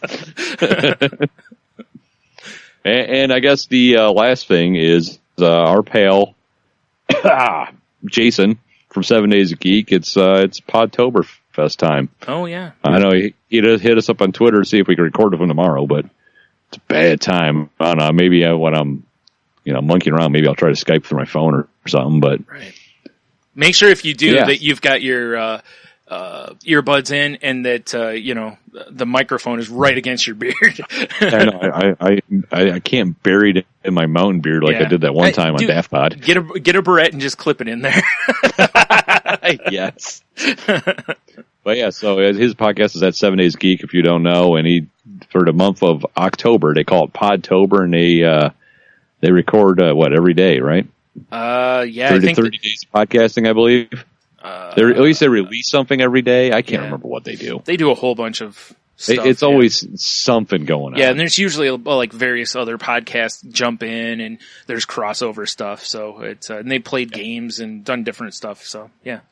Yeah, so there you go. Good. How about you, Brian? So before we get into the other stuff, I'll be honest. Like I really haven't done much this week. I mean, I cleaned off the bed behind me, which needed to be cleaned for a while because I just had Funko Pops and various other things over there stacked. So I got all my Pops boxed up. Yeah, my real doll. Wait, Funko real dolls. Oh my god. Funkos you can fuck. Fuckos. Fuckos? Yeah, I was trying to think. I'm like, Yeah, seems like there's a name there. You might have just made them more money. Maybe. Yeah, I've needed to box those up for a while because I'd like to display them, but I don't really have room right now. So once I get a place of my own, if I still want to display the hundreds that I have, then it's a different story. But I recommend a giant shelf that just rotates. That's a good idea. I like that idea. Yeah. And then you can hit a button and it'll rotate violently and fling Funkos like projectiles if you ever need to defend yourself. Okay, if I need to defend myself, okay. I just, not sure I want them being flung at people, but if it's to defend my life, it's another story, I guess. There you go. Yeah, but I boxed them up and I put a Post-it note on the outside telling me what's in them. That way I don't have to keep opening boxes to try to find one. Like every single individual, the inventory of said box. Yeah, because there's not. You didn't just put Funkos on it? No. That's what I did when I moved. I just put Funko on or Pops or something like that on the box when I moved. But now, because I've reorganized them a little bit, tried to put all the wrestling ones together and stuff like that. Speaking of, man, I saw real quick here. I saw today that Walgreens is getting an exclusive Money Inc. tag team pack with $1 Million Man and IRS. So that's pretty cool. I was like, I may have to get that because why not? So yeah, it's that's really about all I've done this week. I didn't realize I've done that little this week. Wow, yikes! Holy shit! The bed at trivia night. Oh yeah, I did that. Yeah, I went and helped. We had some. You finally got a chance to get some fake juice in your mouth, which was delicious. And now I want more. Yeah. Yep. Good. Those 4-packs of cans they're starting to show up around Toledo. Nice. Yeah, I think Monet's has them now too. And all right. I'll just have to have a look. See, I'm sure I'll find them somewhere, or I won't, and whatever. I guess it is what it is. I guess. Yeah. Right? Or if they still have it at Stube when we go back. Oh yeah, for sure. Since it's Maumee Bay Brewing Month there, I'm sure they will. Yeah. Although we really just need to get down to the brewery again. Yeah. It's been a long time since I've been to Maumee Bay. Right. And, there's another brewery downtown that I need to make an appointment at, so. Also that. Yeah. To get me some of the delicious Scotch ale. Scotch ale. It's just some dude named Scott making beer. I made this. Yeah. This is my Scotch ale. Like, why is it a lager? Because I don't know what I'm doing. Uh-oh. Oh. All right. You know what that means, Brian? That means that it's time for us to take a break. You probably won't really know it. I need to go pick up my dumbass son. Yep. So, I don't know. I'll probably figure something to jam in between here. I don't know what, but something. So. A fish song. No, you're not going to be gone for 6 hours. No, I meant like Fish actually performing music. Oh, just flop. Okay. You imagine Fish just flopping on a guitar and on a drum set? Isn't that what the band does? Basically. Sorry, I don't like Fish, but I used to work with a girl, and she now lives in Denver and works for a weed company. Not shocking. Lovely girl, though. But she loved fish. Yeah. Like nobody's business. It all makes sense now. Yep. So, yeah. All right. Well, we'll be back in a minute. Hey, everybody. This is Brian from Salty Language, but also I'm here to tell you about my other podcast, which is called The Crazy Life. It's me and my friend Jen and our friend Henno, and we talk about all sorts of things related to mental health, mental illness, recovery from alcoholism and whatnot. So if you'd like to, please give us a listen. At anywhere you download podcasts now, just type in The Crazy Life, and we're probably there. Or you can go to crazylifepodcast.weebly.com.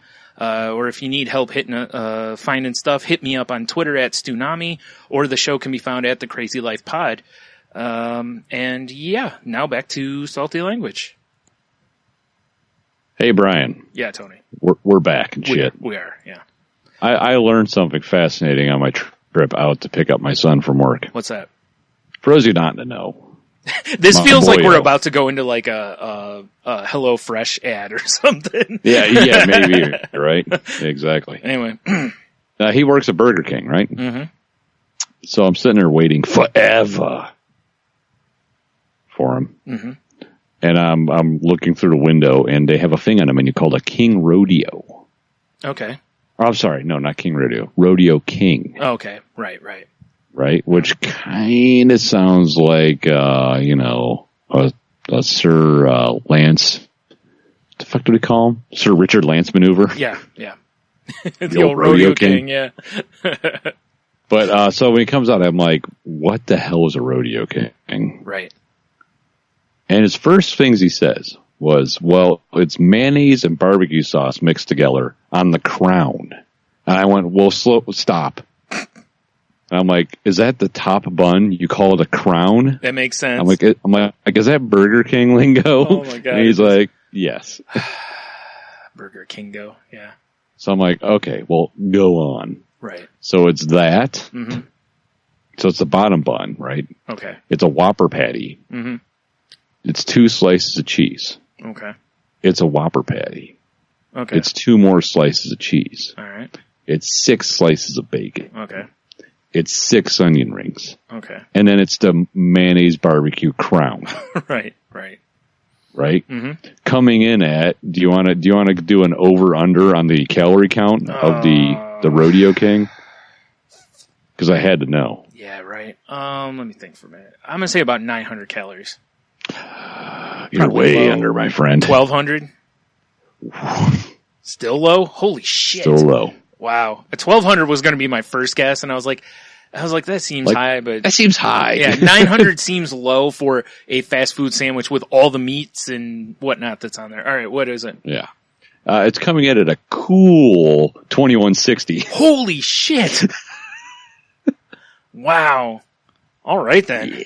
So basically, if you're on a 2,000 calorie diet, you have to somehow move back 160 calories if you eat this. Yeah, exactly.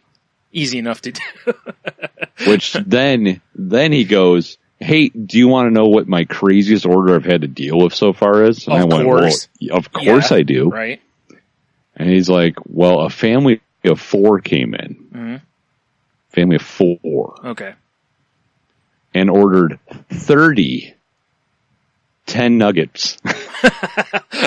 Wow, all right. And sat down and ate them in. Oh, that's awesome. That's even better, because if they take them and go, they could have more people at home.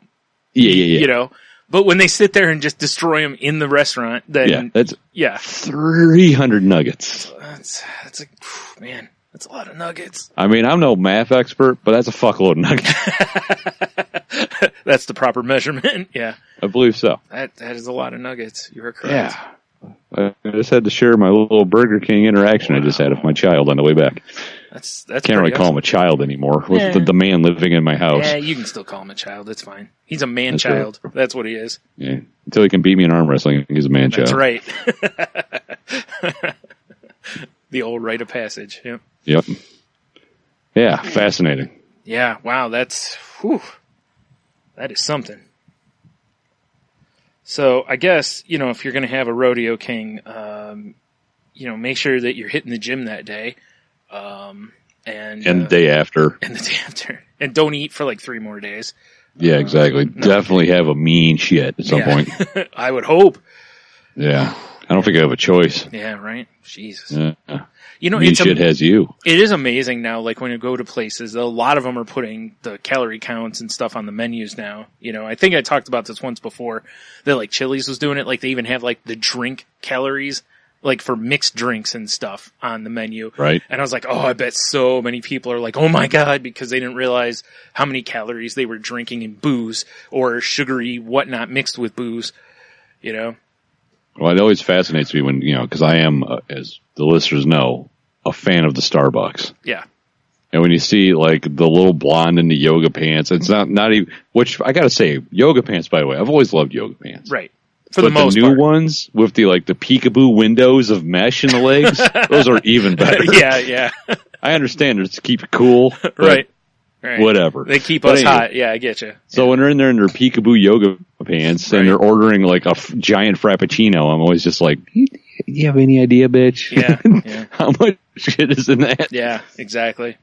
That's why I said it was amazing. Like I said, it was, I went to Applebee's with my nephew and his girlfriend, and when we sat down, we were all looking at the menu because there's all the calories and stuff. And it's like stuff I would normally have gotten. And one of them was like 1,900 calories. And I was like, well, I guess I won't be getting that anymore. Like that kind of stuff. It definitely changes the way you order. It does, because I started really looking at the menu going, okay, I need to not order stuff that's 2,000 calories because first of all, I've already eaten twice today. I'm going to have a Coke or something with this, so I'm adding extra a couple of hundred more calories there. And that's if I drink one, and a lot of times I drink like 1.5. So, I was like, Jeebus, this is, yeah. Well, I have a solution for that. Quit eating at those places. Take out some of the Coke and add booze. Yeah, that's actually a smart move. That's what I should do, is instead of having that half, is just get a nice healthy pour of whiskey and then. Exactly. Yeah. I mean, whiskey, no sugar, no carbs. You're good. Exactly. It's the wonder drug, really. It really is. It's like I'm going to come out whiskey, and it's just going to mark it as a health drink. I'm on board for this because I will gladly get behind this. Yeah. It's Dr. High's health tonic. It's just whiskey. Just whiskey. Nothing else, just whiskey. Yeah, straight whiskey. Yeah. Not even good whiskey. Right. Ingredients, whiskey. That's it. Yeah. In fact, there'll be Dr. High's health tonic, and then on the bottom part of the label, it'll say, it works because it burns. I like it. Yeah. So, if, oh my God, it reminds me of the, what is it, the Simpsons where Ralph eats the berries, and they're like, Ralph, how are the berries? And he's like, it tastes like burning. Exactly, right? So I'm picturing on the label, it's you and basically like a Colonel Sanders get up. With, for sure. Or better yet, a Boss Hogg get up, because it's all white. You've got the nice, bolero tie or whatever, and a white hat, of course. Of course. Because gentlemen, Yeah, this is. It definitely would be like showing up on my Conestoga wagon with shit rattling on the sides, and I've got little bottles of health tonic. Yeah, exactly. I'm totally in on this. I love this idea. So, what plagues you? Be like, oh, I've got rotten toes. There you go. Bottle my health tonic. Yep. And I'll set up a cart right next to you where I'm just selling beer, because have beer would be fine, Sir, what plagues you? I beat my wife. You don't need any. Yeah, you. Sorry, we don't serve your kind. Yeah. Gin, however, will.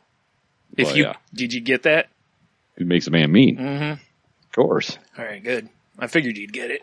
Yeah, sure. For those who don't know, it's a milk and cheese reference. So, if you don't know what milk and cheese is, go back and listen to The Enthusiast, where we talk with the creator of milk and cheese, Evan Dorkin, because that was a fun talk. Also that.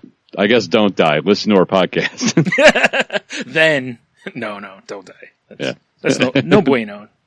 We want to keep listeners, Tony, not lose them. Oh, my bad. Jeez. My mistake. Well, speaking of dying. Yeah, jeez. Boy, today you saw the news, I'm sure, about Ralphie May, right? Yep. Well, I mean, really, was that a surprise? Well, here's the thing. It was a surprise because it was like pneumonia. It wasn't, like if he had died via, heart attack or whatever. But I know he had been trying to lose weight for a while. And I know he lost a bunch, but I don't know, But yeah, he was still carrying around a lot of weight and stuff. But whatever, no matter what, the dude is a funny guy, and it's what, 45? He was 45, way too young for any. I mean, I know he was like 8 million pounds or whatever. Yeah, but still way too young. Yep. Although, good old Doug Stanhope. Oh boy. Every year Doug Stanhope does a death pool, and it's like a fantasy league. You can actually put money in and win money, and it's point based. Yep. And he just tweeted, like, it was a quote tweet of Ralphie May's, whatever news story on Twitter, just like, "Sorry, pal, I really didn't want the points." Wow. So he had him in his death pool. Oh, jeez. Yes. Yeah. Rough. Yeah, that is too bad. Like I said, it's too early. A bunch of comedians I've seen tweeting today about, how they were friends with him and he was awesome and all that. Yes, I think he was well loved in the comedy community. Yeah, there's a ton of his stand-up on Netflix, I think. I think almost all of his stand-up is on Netflix if people want to check it out. So, yeah, that's too bad. Yeah. And actually, he had a podcast with his wife for a while, too. I don't know if they still are doing it. I quit listening a long time ago. They're super divorced now. Okay, that's what I thought. So yeah. I didn't think they were still doing a podcast. Yeah, no. Together, yeah. So, yeah. I don't know if he did his own, but he was definitely a guest on a ton of different podcasts. Yeah. Well, him and her did a podcast for a while, but I don't know. Well, yeah. It's like, I don't know if he did one on his own, but I mean, if you use the app that talked about a couple months ago, Laughable. Yep. You can just type Ralphie May in and it'll pull up all his guest spots and everything, so you can listen to him all you want there. Yep. I bet Jay Moore will have probably quite the episode. Probably. I know. I listened to Joey Diaz's podcast, and Ralphie May was a guest a lot on that, so I'm sure the next one that comes out will be, I would think so. Reflecting on Ralphie a little bit. That's why I said with Jay Moore, because I know Jay Moore helped Ralphie quite a bit, early on when he would have him as his opener, even though Ralphie went on to surpass him in popularity. Yeah, definitely. But whatever, that was too sad, obviously. And then, everybody else probably, I would assume they know, Tom Petty dying. And what a shit show that was on Twitter and stuff. Like, all day it was like, oh, he's dead. Oh, wait, no, he's not. Yeah, he is. No, he's not. Like, all through the day. And it was like... Yeah. And at one point, I was just, like, reading this, and I'm just like, look, he's showing no brain activity. He was found in cardiac arrest, which usually if you're found in cardiac arrest, that's really not a good way to be found, obviously. No, not really. And, for however long you're out, the longer you're out, the worse it is, all that kind of stuff. But it's like, there's no brain activity. They've taken him off life support. Unless there's a miracle, it's just a matter of time, So it's really, and although I'm not trying to, like, kill someone that isn't dead, at the same time, it's kind of like, they're kind of dead, like, it's just a matter of their body just stopping. Which was he, 66? 60 something, yeah. Pretty young in this day and age. Yeah, true. I mean, even for a rock star. Yeah. I don't know. I've always been because my mom's a huge Tom Petty fan, so it was always in my life. Yeah, sure. So I've always enjoyed Tom Petty. Yeah, that was kind of a bummer. Yeah, I always liked him, but I was never like a huge fan. He's got a few songs that I really like, but I was never a big fan. But still, I mean, I'm not like woohoo, he's dead. Nothing like that, of course. But I always liked his show he had on XM or Sirius or whatever, satellite. It was like, hey, the Tom Petty whatever hour. I can't remember what the fuck it was called, but he would play some like music you've never heard before, and it was always good. Yeah. Like, oh, here's a little track off of this record. You're like, oh, whoa. It was always like every week it was a theme. Mm-hmm. So it'd be like, well, this week's episode will be like coffee, and it was all music about coffee that you've never heard before. That's interesting. It was a cool show. That is too bad too bad he's dead, obviously, but also, I'm sure you could find those online or whatever, but I always enjoyed, listening to it when I had satellite radio. Right. Yeah. He also provided a lot of really good insight in that, what was the name of it? Damn it. That music documentary series that was on PBS. It was like 6 episodes or whatever. Yeah, I know. I can't remember the name of it. I've talked about it on the podcast. Yeah, it was like, I don't know what that was called. I can't remember now either. Damn it. Sound Wave. Even it was sound Rockin' something. in the Free World. Yeah, I feel like it had sound in the title for sure, but I don't remember. Anyways, it was when he talked about music videos in that, he brought a whole side of it that you wouldn't know unless you're in the industry and stuff, which was like on the album where Don't Come Around Here No More, that, right. The Allison, I almost said Alice in Chains, Alice in Wonderland video. It'd be much different to see Tom Petty in an Alice in Chains video. I mean, he'd probably be cool in it, he'd just jam with them, but whatever. That would be interesting. Yeah. Anyway, the Alice in Wonderland video that tons of people know because of that, he actually didn't like the video because it gives a narrative that he didn't want to give people. He wanted them to hear the music and just take what they take from it. And the video gives you a totally different story than what the song's actually about. And, and then he goes on to talk about how off that album, I think it was that album, where they had to make like 3 or 4 music videos and they cost a bunch of money. And the studio only pays for part of that. So the band has to foot the rest of that. And then go try to recoup that money via tours and sales and stuff. And he's like, we didn't want to make that many, but you have to, because MTV was the biggest vehicle for promotion at the time, Right.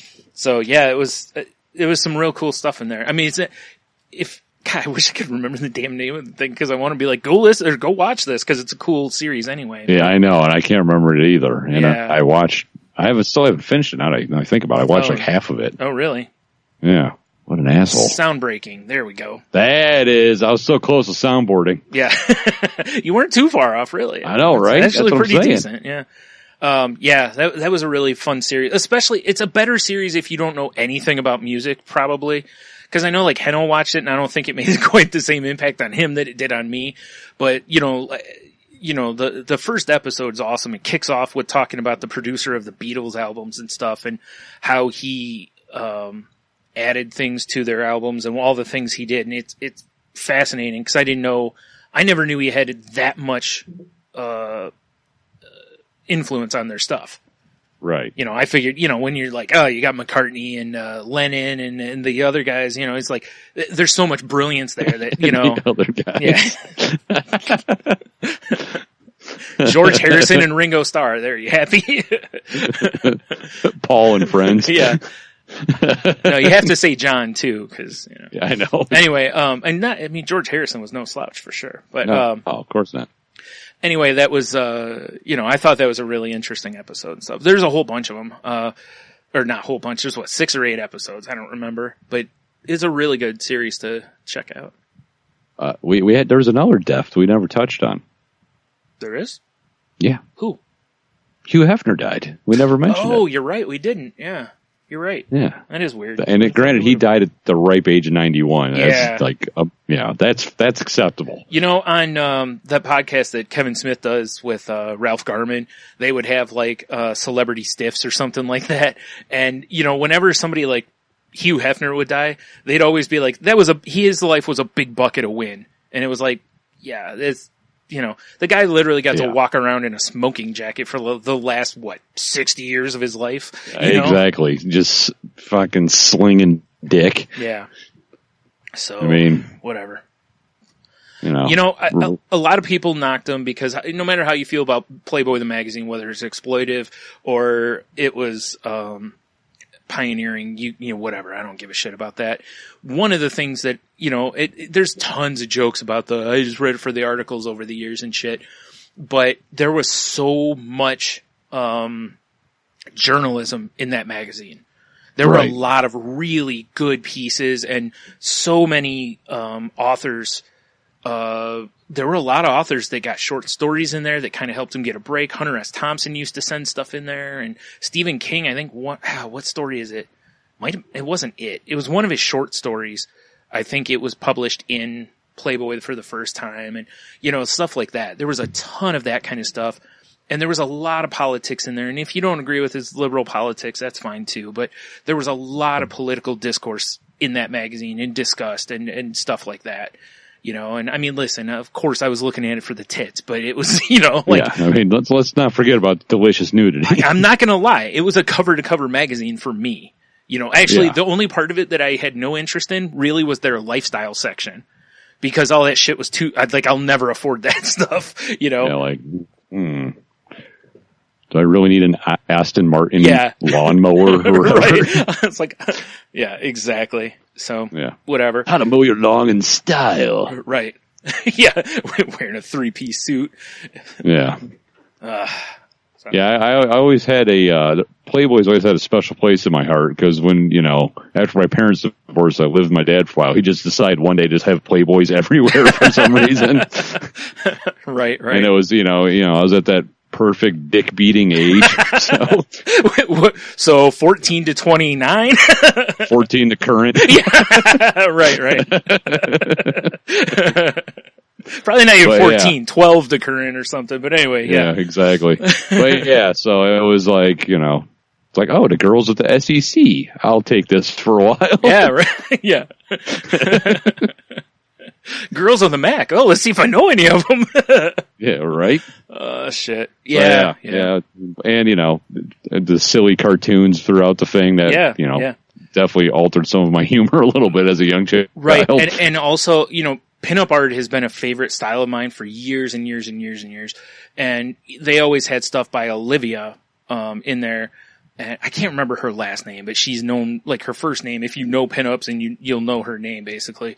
But she was in Playboy for fucking ever, and there were other pinup artists that got work published in Playboy back in the day and stuff. So that was something else that I took from it, was, it not influenced me artistically, but it was another place where I was like, ooh, I can see this art that I like, because we didn't have the internet. So, right. Exactly, right? Yeah. Not like now I can just type in pinup art and just never stop looking at it. Yeah, you get buried in it. I could, yeah. I mean, I could just go to my bookshelf and pull art books too, but whatever. Well, that too. It's all the that internet's work. right in front of you. Yeah, exactly. It's all that work. You can go Siri, pinup art. Perfect. Yep. Or on my computer it'd be Cortana, but no. Yeah, that too. Nice try, Microsoft. No. Yeah. Ugh. So we had that. Yeah. Can we talk about Marilyn Manson? Yes. Yeah, apparently he was performing and he pulled a giant gun prop down on himself, and I heard he broke his spine, but I'm not sure what the extent of his injuries actually were. Oh my, yeah. But I know he got fucked up. Wow.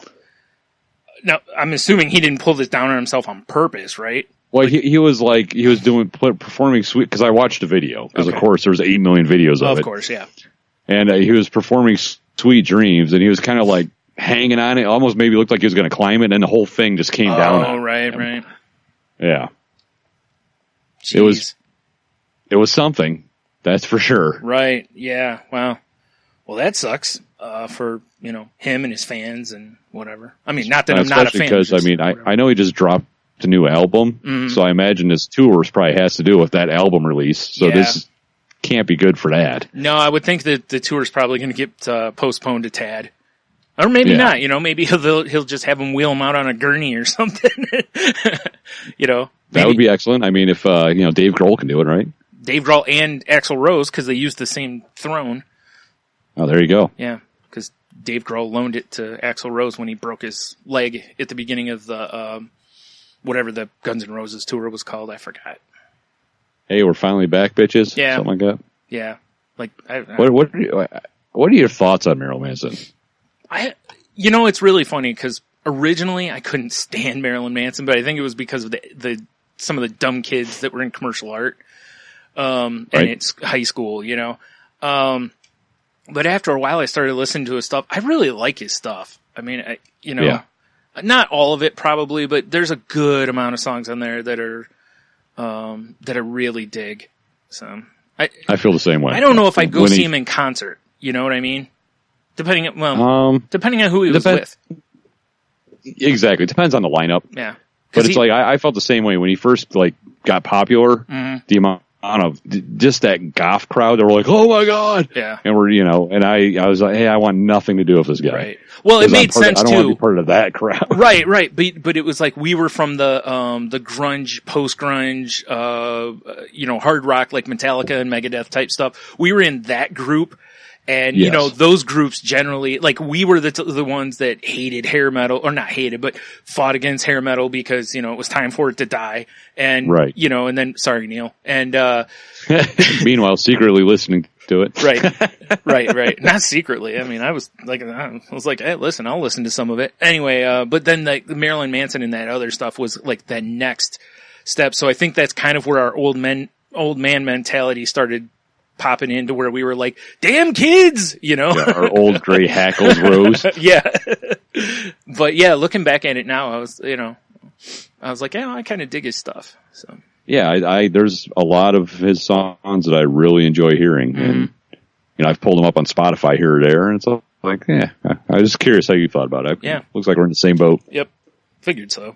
Pretty standard. Mm-hmm. All right. That's all the death and hurt that we have to talk about, right? We don't. Oh no, we don't. I believe so. I have one more thing, and that's AOL announced today that AIM is going to be shut down. I didn't even know it still existed. Yeah, I didn't either. I guess it's they're shutting it down in December, and I was like, does anybody still use it? Like, I can't imagine. Does it have the sound effect still? Oh, God, probably. But it's like, my friend just left. I've never seen an AOL Instant Messenger icon on anyone's phone. Is there an app? There probably. I mean, there's an app for all sorts of shit. I'm looking. But you know what I mean? It's like I haven't heard anyone say, "Oh, hit me up on AIM." Yeah, hit me up on AIM. Be like, what generation? Yeah. Are you a time traveler? Yeah. It's like ASL? What? Oh man. Let's see here. AIM. Yeah, I haven't used it in forever. Don't get me wrong. I used to talk to some bitches back in the day, but. Well, it's pretty much every messenger app that's not AIM. So let me go America. It'd probably be AOL Instant Messenger. I think that's how they branded it lately. Yeah, anyway, that's what it's funny because so many people I've seen on Twitter today posting about, the death of it and stuff. And this article from CNN kind of points that out too, that it's kind of funny that, you see people on Twitter talking about the death of Instant Messenger because Twitter is essentially, the go-to for that now. Right. Or, if you use Facebook, there's Facebook Messenger, whatever. That is fascinating. Yeah. I mean, I didn't even know. I figured it died a long time ago. Yeah. But nope. Apparently not. See here. It has an app on Android, but not on, wait. Let me click this iTunes link. Yeah. I'm not opening iTunes. That'll take 18 years of this computer. Right. AIM launched in 1997. So, it's had a good run. Wow. 20 years. I definitely, I remember I used to just do nonsense on AIM. Yeah. Cause there was rooms, and it was like, oh, the Backstreet Room. And I'll just pop in and be like, oh my God, you guys hear about their bus accident? Wow, that's terrible, but yeah. I know. I understand. I was trolling before it was cool. Right. Oh, there were tons of trolls in those days. The worst part was every room you went into at a certain point in the night, the women would always go to bed.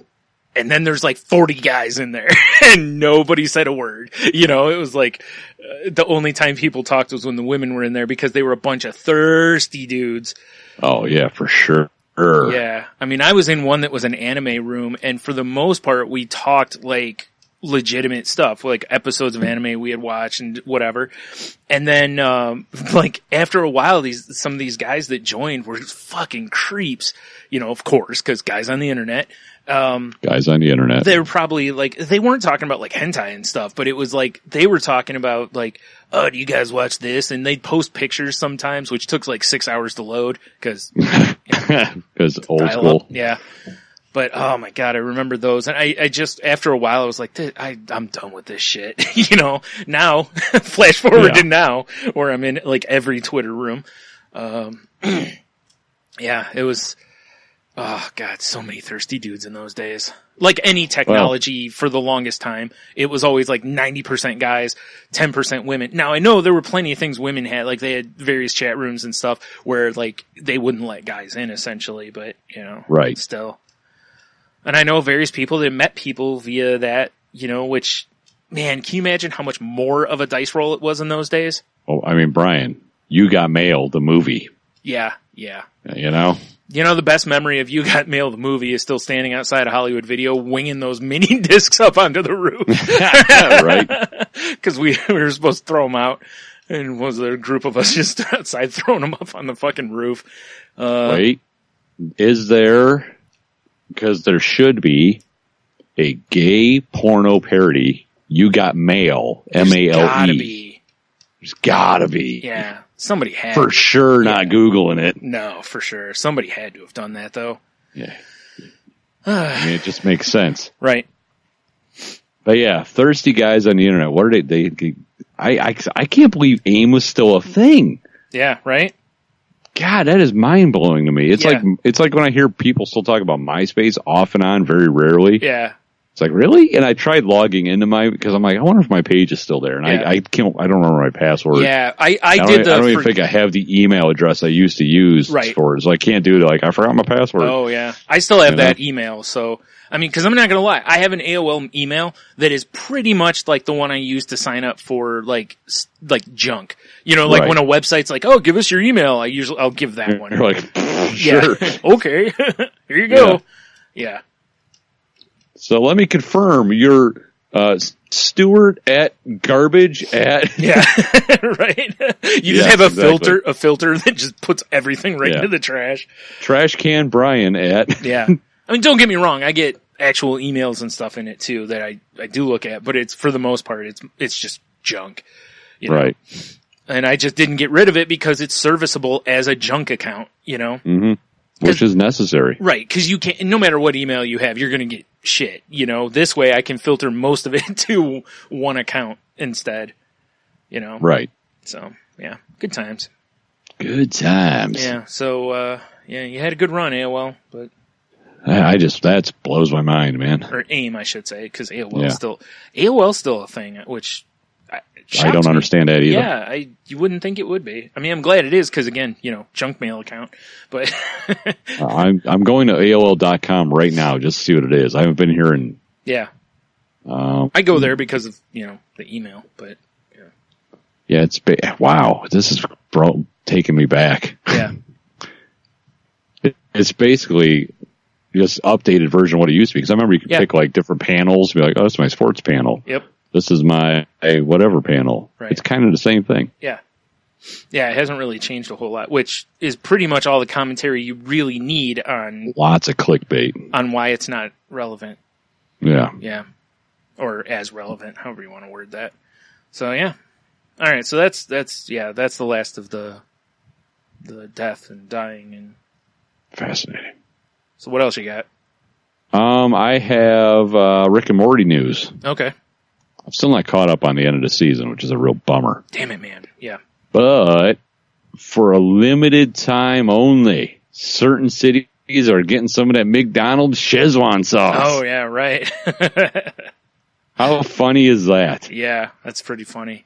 You know what's going to be hilarious is going to be after it's no longer available, all the packets of that are going to be on eBay. Yes. There's going to be so much of it on eBay.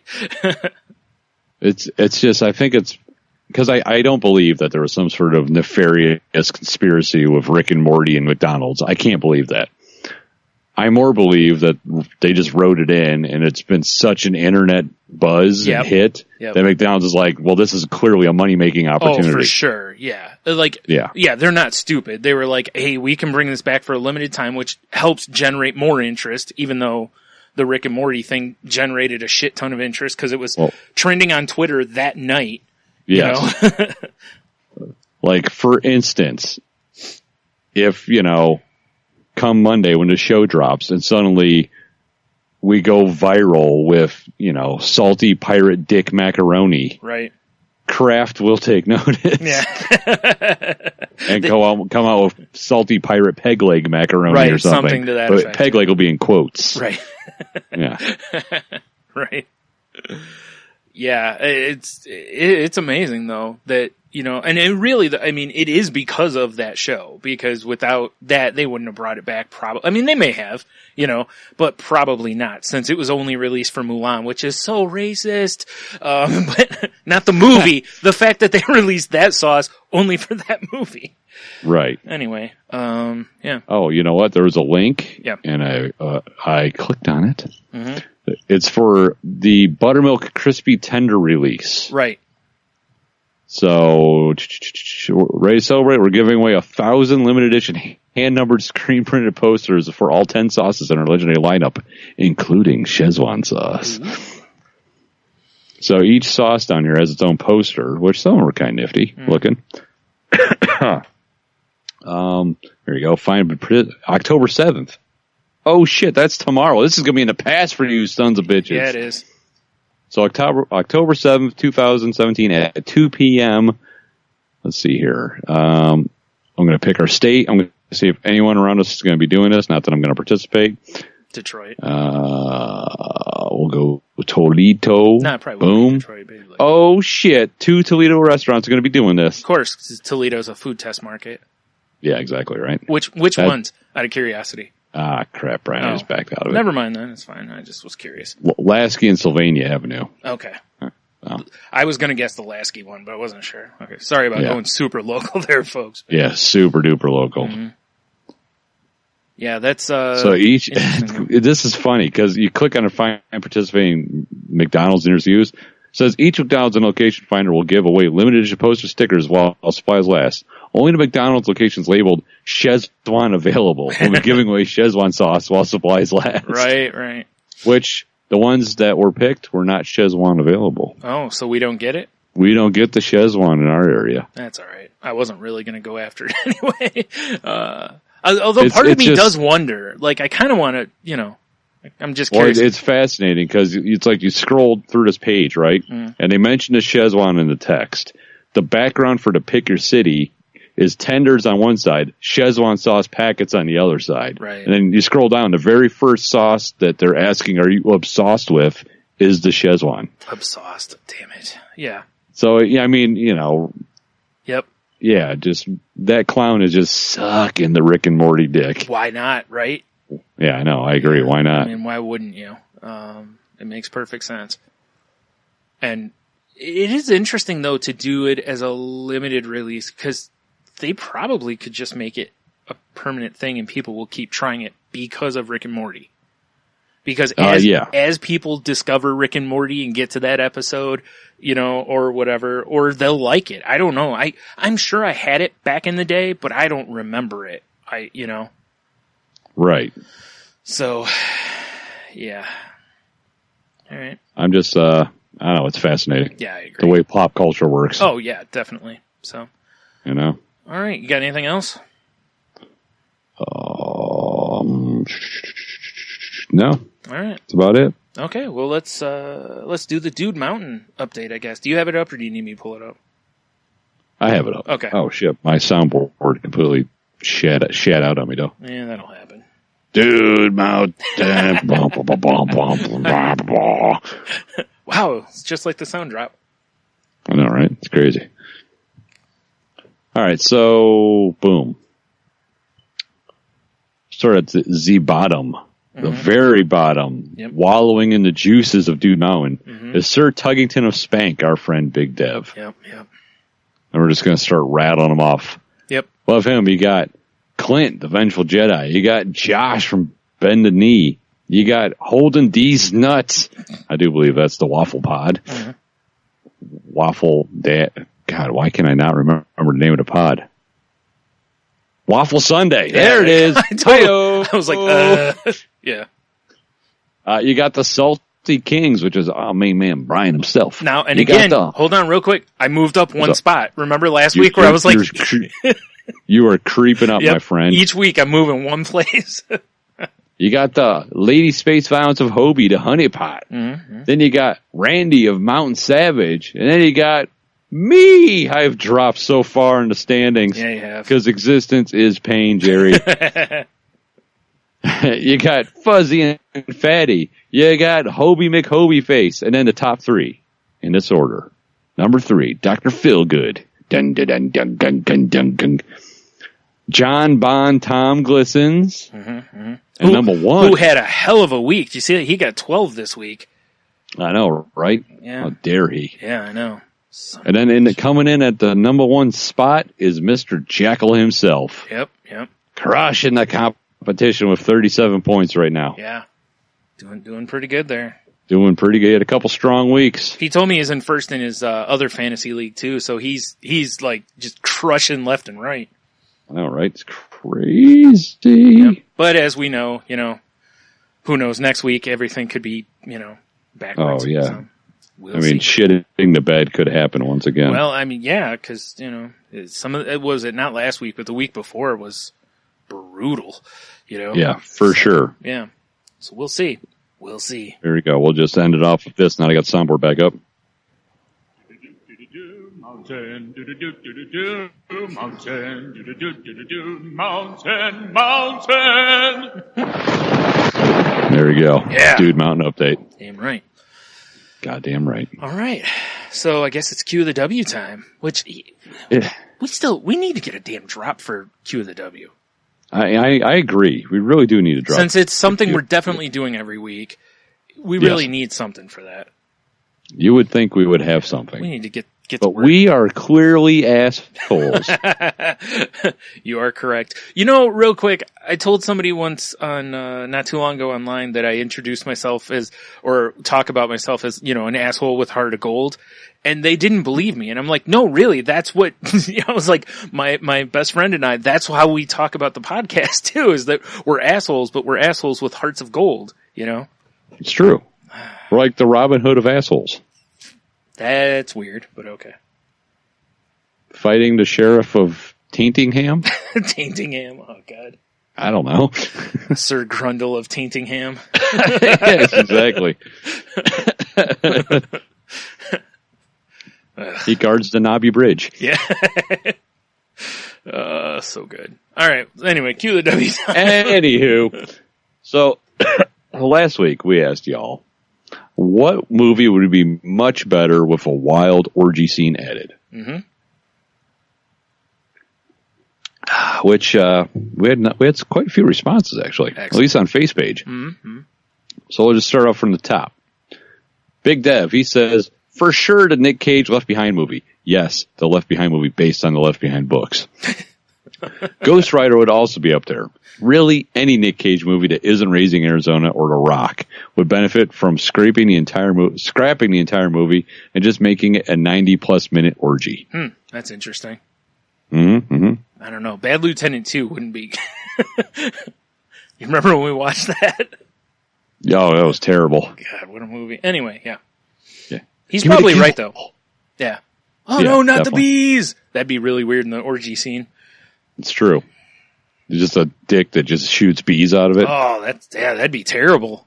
For Like a everyone crazy gypsy involved. curse. Yeah, for everyone involved, that would be awful. Yeah, it would be. Like, for sure, the girls, like, you're wearing at least 3 condoms, because I don't Yeah. want bees in my snatch. Like, have you guys seen Ben? Like, why? His balls look like a wasp nest. Hey, baby, It's so weird. wanna suck my honeycomb? Anyway. Jared, he says The Breakfast Club after they all get super high. That makes sense, because I think that happened anyway. They just cut the movie before it got to that point. Right? Yeah. Let's see here. Valerie, she says The Other Guys, Sex and the City, not Star Wars. Have seen it. Wasn't that great. I'm assuming she means the Star Wars porn. Oh, okay. I was going to say, what? Star Wars porn? I know, right? An orgy scene in Star Wars would be interesting. Lady Space Violence from Hobie. She says all movies would be better with random orgy scenes. So it's a nice blanket statement. Be really weird in some movies, though. Like the ones that are tugging at your heartstrings and then just all the nudity. Exactly, right? Yeah. Yeah, actually, hold on. all movies would be better for random orgy scenes? False. Baby Geniuses? What? Right. I was just going to say, then there's other things like Pete's Dragon. Really changes the movie. Yeah, there's just an airborne dragon orgy. Yeah. That'd be sick, actually. Yeah. Dragon orgy? That sounds like a sweet name for a band. Right? The Sword and the Dragon Stone. orgy. The Sword and the Stone becomes a euphemism. Yeah, it does. Wink. Anywho. Jeff from Hobie, he says, not the Matrix. So what about the Matrix 2 or 3 when they had the orgies? Well, at least they'd be interested. No, wait. No. That's true, right? Nope. Let's see here. Our pal from Chicago, John, he says Transformers 1986 animated. Oh my. That'd be amazing. Shooting energon cubes everywhere. Anyway, yeah. Kevin, I'm not going to try to pronounce your last name here, Kevin, so you're just going to be Kevin Jr. What movie wouldn't? Laughing my ass off. Yeah, fair enough. Fair enough. Our buddy Dave Decker, he says The Notebook. All right. Random. Would make it more watchable. I've never watched The Notebook, so I wouldn't know. Well, it's got an orgy scene. It's amazing. I'm missing out on an orgy scene? Damn it. I know, right? Why isn't it on orgyscenes.com then? Don't put that in. It may exist, folks. I know. I'm sure it does. It'd be terrible, I'm sure. Our trivia pal, Michelle, she says Sister Act. Back in the habit. Wink. Yeah. That's 2, but anyway. All 5 fingers back in it. Whoa. Yeah, you're probably. And then Michael Delaney, he says It. Because we all float down here? I guess. Yikes. I guess. Be weird, And though. then, Big Dev, in addition to answering... MVP this week, Big Dev. Exactly. Because he is an amazing fella. But also underbroth wallower for... Dude Mountain. Yeah, he's definitely lapping the broth of Dude Mountain. Anyway, but he also shared our Q to W, so we have even more answers. What a good lad. Mm-hmm. So Dustin Johnson, he says The Lion King. Makes sense. Makes sense, right? Like, the question is where? Because, like, that would be the part I would ask a lot of people is like, okay, if you're only allowed to put in one orgy scene, and, you know, let's be reasonable, it's only like, I don't know, 20, 30 minutes. You know, where in the movie does it go? Like The Lion King, where does it go in that movie? I got it. Okay. Do you remember, it's the pivotal moment where Scar is like digging his nails in, right? Right, into Mufasa's and arms. There's all the stampeding wildebeests. And he's like, see ya, bitch. Yeah. Well, instead of them stampeding, it's just a fuck scene. He says, long live the king. But anyway. Well, in my version, he says, see ya, bitch. I know. But instead of getting stampeded, he just gets like, you know, what wildebeest pounded. Oh, jeez. That's to terrible. Death. Well, obviously. And his son watches. Okay, all right. How horrifying it is. By the way, I gotta say that I am not on board for this because I love The Lion King and this is ruining my movie. Also, I would watch that because, you know, right. I'd be like, I have to watch for the story, you know. There you go. That'd be really, it just changes the whole movie too because Simba runs off into the wild or, you know, into the jungle and stuff and it's like, well, why did you run away? Be like, yo, I saw my dad get fucked up. Yeah. And they're thinking like by so many wildebeest, right? And they're thinking killed by wildebeest, which is true, but they don't understand when he says fucked by wildebeest. Yeah. They killed him. They killed that lion asshole. Yeah. Oh my. Oh. Anywho, moving on. Kyle Danger Sutherland says Eyes Wide Shut, which Dev responded with, so more orgy? Yeah, I was like, isn't that movie almost all orgy? Well, I mean, listen, if there's moments where there's not orgy, I mean, you know, maybe to make it better. Bill Gibson, he says Die Hard. Just kidding. Die Hard can't get any better.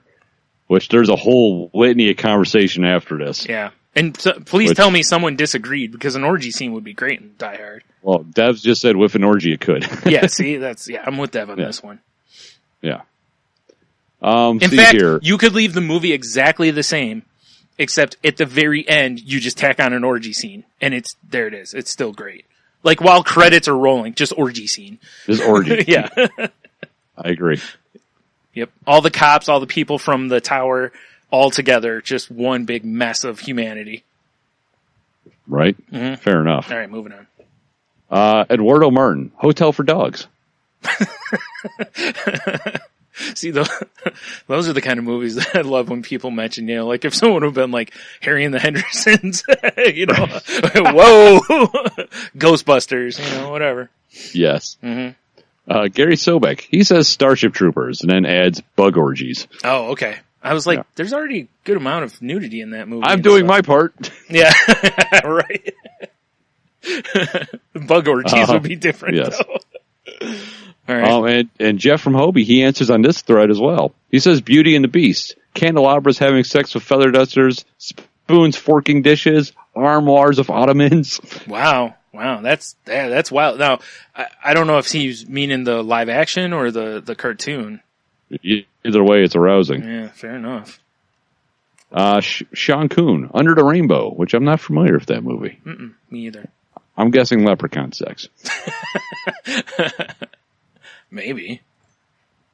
And then finally, Clint, he says Pirates of the Caribbean, which salty pirate dicks. Yeah. It all comes full circle. Mm-hmm, mm-hmm. All right, I'm pulling up Under the Rainbow because I don't remember this.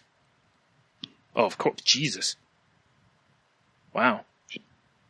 Yes. Well, the synopsis for it is a visiting dignitary, a CIA agent, a Nazi spy, Japanese tourists, an assassin, and a group of, quote, midget actors from The Wizard of Oz all check into an elite Los Angeles hotel called Under the Rainbow. So just going with that, it had Chevy Chase in it, Carrie Fisher's in it, yeah. Wow. Yeah. That sounds like an amazing movie I've never heard of. Right, and given, the people who are there, I mean, I can understand why this would be interesting with an orgy. Yeah, definitely. Mm-hmm. Huh. All right. There you go. There you go. Well, that's what we have from FacePage. A good showing from FacePage this week. I agree. Good show. Damn it. I can't make the reference. Oh, I can make it because you just won't get it, really. Have you seen Regular Show in any quantity? Very, very little. There's a character on there named Pops that basically has like a big gumball for a head. And okay, so I'm familiar with that guy. Okay, he says good show a lot, and his voice is in my head every time I say it. So, anyway. Right. Moving on. Over on the Twitters, at Couch Potato File says, every movie ever made would be better with an orgy. That's like asking what food is better deep fried. All food. To which you responded with, beer-battered fried sex is probably the best fair food. Which, I agree, you're probably right on that one. Right. Except the creepy carny beating off in the corner, which, Tony had to add the carny in there. Always. Like, it's the old carny asada. Beating his meat. Anyway, and then, Couch Potato File responded with, nothing is more horrifying than a carny beating off. Which, that's probably true. That's a whole different level of... Until we put the image of Simba getting right up the old lion shitter by a wildebeest. Not Simba, Mufasa. Oh, that's right. Simba's the kid. That's a way different movie. And it's a hyena. It's the Lion King meets Eyes Wide Shut meets the Woodsman. Oh my, yeah. I'm not on board for that movie, Tony. That one's right out. Our pal Dignity, jeez, he has that. Zero dignity. Our pal Diggity, he says Batman and Robin, and nothing can make that movie better. It's so bad. It's a black hole. Anything put near it to try to improve it will just get sucked into how bad it is. Wow, spaghettified even. Damn right. It's so awful. It is one of my least favorite movies ever made. Chill out. And our pal Rambo from A Little Punch Drunk said House of a Thousand Corpses. That's a hot orgy scene right there. Yeah, it is. Heno says, Top Gun's volleyball scene changes everything. I'll just take a quick shower. He's right, though. Right? They're playing volleyball. Next thing you know, it's just arms and legs everywhere, Yeah, but sand orgy? Think of the chafing. It's not my problem. I'm not involved in it. Good point. Mm-hmm. So, all right. That's, I think, what I got for us on the tweets. I'm going to slide through the notifications real quick as I'm just randomly talking here to make sure. Yeah, that's all I see. So if I missed anybody's, I'm very sorry, but I don't see any more. So good enough. All right, now the emails. Excuse me. Where did it go? There it is. Fluffy Bunny Ash says, Rocky Horror Picture Show. We all know that party was some weird alien sex magic orgy already, and the movie is all about audience participation. Dress and drag, throw the toast, do the time warp, and have an orgy. It's a perfect and natural fit. Now, I like the fact that she broke the wall. Yeah, this is true. This isn't just about in the movie having an orgy. This is also the participation of the crowd. I went and saw Rocky Horror like a year ago. Yeah. If there was an orgy, I think I'd enjoy it more. That's what I'm saying. So, just saying. Yeah, so, because at first I'm like, Rocky Horror, but then, I can't disagree with her points. Right. And then, of course, the last one I have here is from Cheeto Bandito, and he says, Evil Dead 2, a cabin in the woods, the Book of the Dead, Deadites, a sawed-off shotgun, and a guy with a possessed hand that he lops off at the wrist and mounts a chainsaw to the stump. All this movie needs is hardcore orgy scene to move it from cult classic to legendary. Accurate. Yeah, listen. Hail to the king. But, yeah, so I believe that's all I got. Nice. Yep. Well, I guess so. We'll have to do one of these deals. I like what you got. Good job. I might have to turn it up a bit. Yeah. I'm sorry, what was that giant head in the sky? I like what you got. Good job. Boom. Mm-hmm. Boom. Boom. Boom. All right. So what's this week's Q of the W? Well, it's going to be another music-inclined one, which, providing, they're on Spotify, we'll build in our Spotify playlist. Okay. Which we still have what's your favorite, was it cover song? I guess I got Spotify right here. We did covers, whatever. Yeah, it was favorite covers. That playlist is all over. Or no, favorite album. Yeah, it was 3 favorite albums. Top 3 favorite. Yeah, God, Brian, I'm a mess right now. It's all right. That's what I'm here for. Yeah. To make it a bigger mess. So I'll build yet another Spotify playlist off of it and stuff. Awesome. But so I'm going to go with, what is your current favorite hip hop song? Oh, wow. It's kind of a toughie. I'm hoping to discover some fresh new hip hop. You won't from me probably, because I haven't listened to much fresh new hip hop in a while. Well, maybe not fresh new, but I'm hoping to discover something new. Yeah. Shit, I'm trying to think of. Do you have one? Because otherwise it's just gonna be like dead air here. I've got 2 go-tos right now that I've been listening to. Okay. And they're not by any means they're not new. Okay. But I've been listening to a lot of Action Bronson lately. Right. Not just lately. Remember when you did the Spotify thing? Yeah, I know, right? Yeah. And I really like Acting Crazy. That's okay. Right? Yeah. But I've also been listening to like old Kanye. Uh-huh. And for some reason, I think it's just a beat, but I really have been enjoying Flashing Lights. That's a good song. Yeah. Yeah. So I think I'm going to go with the old Kanye and do Flashing Lights. Yeah, it's funny because one of the songs that I've been playing a lot lately was Jesus Walks With Me, which is a Kanye song. Cause, I just love that song. So that's probably mine, right now. We're both going Kanye, huh? Yeah, cause it was either that or something from like Run the Jewels, cause I've been listening, or no, you know what the other one would have been? Cause we actually just talked about it the other day, would be Hail to the Chief. From the, Luke Cage soundtrack. Yeah. That's an awesome song. It is. Yeah. It is. I couldn't tell you who does it. Yeah, I can't remember. Off my head. Mm-hmm. It is a great song, though. Yeah. So, yeah, those would be the 2 I would come up with. Lately, it's been more Kanye than that, because the other night I was listening to College Dropout? I can never remember the damn name of his albums, but like his first 2 albums, I was listening to again. So it's honestly, I think in the days now that we're like all about the streaming music, it's hard harder to be like, oh, I love this album. Yeah. Because it's so like pick and choose anymore, it feels like. Music's really not marketed as an album anymore. It's really marketed as songs because that's how it's consumed, you know? Right. Like back in the day when you bought an album, people would do albums. Unless a band deliberately does like a concept album now, you're buying whatever your favorite songs are and that's it. So it's, you know, you don't see concept albums the way you used to. Yeah, exactly. Which makes sense. You know, the market changed, so they adapted to the market.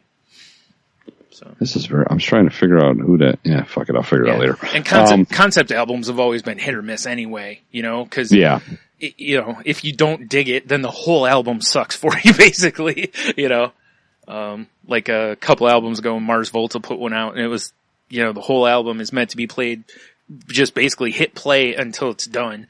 You know, and a lot of people, Pink Floyd. Yeah, there are a lot of people that didn't care for that because, you know, if you put it in like at the time, a CD mixer or even if you do a shuffle on your iTunes or whatever, if it just comes up right in the middle, it's kind of weird, you know, because it feels like you're thrown into the middle of a song, which isn't all bad, but it just feels kind of weird, you know? Right. So, yeah. So there you go. What's your current favorite hip hop song? Let's build a sweet hip hop playlist I can, you know, bump around in my car to later. Yeah, I know. I was just thinking that too. I was like, cool, I can download that too and maybe hear some new stuff. Show me what you got. Yeah. That's not hip hop, but I'll listen to it anytime. Oh, shit. All right. You know, really, it's funny though, because you said current, and we both named Kanye from like 20 years ago. I mean current as in like what you're listening to, not as in like, you know, what's your new shit. Okay, never mind then. All right. Yeah. All right, so I think that's it. Anything else? Nah, man. Other than, well, who cares? But I'm going to say it anyways, which was Indians beat the Yankees, so they're up 2-0, so go Indians. Just fuck the Yankees? Yeah, fuck the Yankees. Sorry, Fredo. Go Indians. I don't know, maybe he's a Mets fan. I think he is. I don't know. If he's a Yankees fan, him and I will have to have a conversation. All right. Anyway. So, yeah, I guess until, well, no, what am I doing? We want you to go over to saltylanguage.com and check out all the show notes will be there. There'll be links to things. Do you have links to the Spotify stuff there? Shit, I need to do that. Okay, well, Tony will eventually put the Spotify stuff up there. There's a link to my other podcast, which you already heard a fantastic promo from me, on, but it's The Crazy Life. So if, you know, please check that out. There's a link to my blog on there too, I believe. Also, while you're on the website, you can see the other networks that we're part of, such as the Tangent Network, the Geek Life Radio playlist, and... Danger! Watch your back! Danger! I'm going to put that song in our hip-hop playlist. I don't care if anyone mentions it or not. Okay. It's Danger Entertainment. But yeah, let's see, what else is there? If you want to help the show out, there's a couple great ways you can help the show out via our website. The first is click on the Patreon link, which will take you to patreon.com/saltylanguage. And you can pledge some monies towards us to help us, you know, with the day-to-day cost of the show and stuff. And we have all these mouths we need to feed with our indentured servants and stuff. Just a ludicrous song just jumped into my head. Have you ever heard that one where he's like, "I got mouths to feed"? Like, that'd be a perfect drop. I'm not a big fan of the song, but you know, I love a lot of ludicrous stuff, but that's not one of my favorites. Anyways, yeah, go to that link and, you can get, you know, pledge anything from like $1 to millions and millions of dollars probably. I don't know what the limit is. Millions. And millions. Yeah. Which, you know, be greatly appreciated. And there's, like Tony said, there's stuff on there that you can get for, pledging. So please help us. No. The other way is if you're going to be shopping on Amazon, go to our website first and then click on the Amazon banner. Takes you to Amazon.com, doesn't cost you anything extra, and then they give us a little referral taste. Yeah. Break a piece off for us. Right. And Nice. then, also, you know, there's other ways you can help us that are totally free, like, retweeting our stuff, or sharing on Facebook, like our, you know, good brother, Dev did. And, by the way, that's a wrestling reference in case other people didn't pick that up. But, and, you know, liking us, subscribing to us, rating us on iTunes, it pushes up the charts a little bit. Or if you use like Stitch or anything, just share, tell your friends about us. Yep. Listen to it in your car loudly, especially when we're making awful humor. Great idea. Yeah. Perfect. When you're sitting in line waiting for the kids at the car, you know, at the pickup, just blast our show. You know, that way everyone in line can hear it. Like, oh, they're talking about the Lion King? Oh my God. Oh my. Yeah. Yeah. So yeah, there's that. All our social media stuff's on the website if you need it. You know, our Snapchat codes are right on there if you want to, you know, follow us there. We'll get to that in a minute. The best way to follow us usually is on the Twitter machine at salty_language. You can find me at Stunami. I'm at Monotony, and I've been active again. Yeah, he certainly has. I have been. Yeah. Although there's something I figured out about Twitter. That you feel like you're like, this is fucking gold. And it's like cricket. Yeah, cricket, yeah, totally. cricket. It's really weird because there's things you can do to boost, you know, like the rooms that I'm in, you can drop tweets in those rooms and people will retweet them from the room. So you'll have like 30 or 40 people retweet, you know, and if you're in enough rooms, you know, you could get a lot of retweets that way. That's what I'm saying is it's like, some of the successful tweets, not like yours or mine type thing, but there's a lot of successful tweets I've seen that are clearly driven by that because they're not funny, you know? And weird stuff's been going viral on Twitter too, like stuff that's just dumb. But somebody will make a comment on a picture and all of a sudden it's got like 40,000 likes on it. So clearly someone famous or a website or something like that picks it up and, you know, then it all snowballs. Right. So, yeah, but you're right though. Yep. For the most part, the tweets that I've loved the most, like I'm like, oh, this is so clever. It's like I get 2 likes on it, you know? Yeah. And it's I've ran into that a lot lately. And it's like blah, blah, generic fart joke. And it gets like 150, like, you know, in 2 days. Although I have also noticed though that since I've been trying to be more active on Twitter and tweeting out things that happen that I make jokes about in my life. Yeah. I actually did way more notes in my phone for the show. Oh, that's interesting. So I'm like, oh, this is helpful. Okay. Cool. Yeah, so that's beautiful. Yeah, definitely. Anyway, so that's Twitter, obviously, you know, go find us on there. Yeah. We're also, on Snapchat. You can find me at Ninjitsu. Salty_language over here. And then we're also, as you heard, due to our overwhelming amount of Q&W responses, we're on Face page as well. Right. We're pretty much on all the social media. I really thought, especially after the talk we had earlier, I'm really thinking about making a Salty Language MySpace page. No, totally. Just for shits.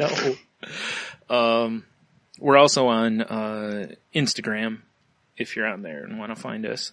We are on the grams. Yeah. You can see a picture of my gigantic sandwich from Tuesday.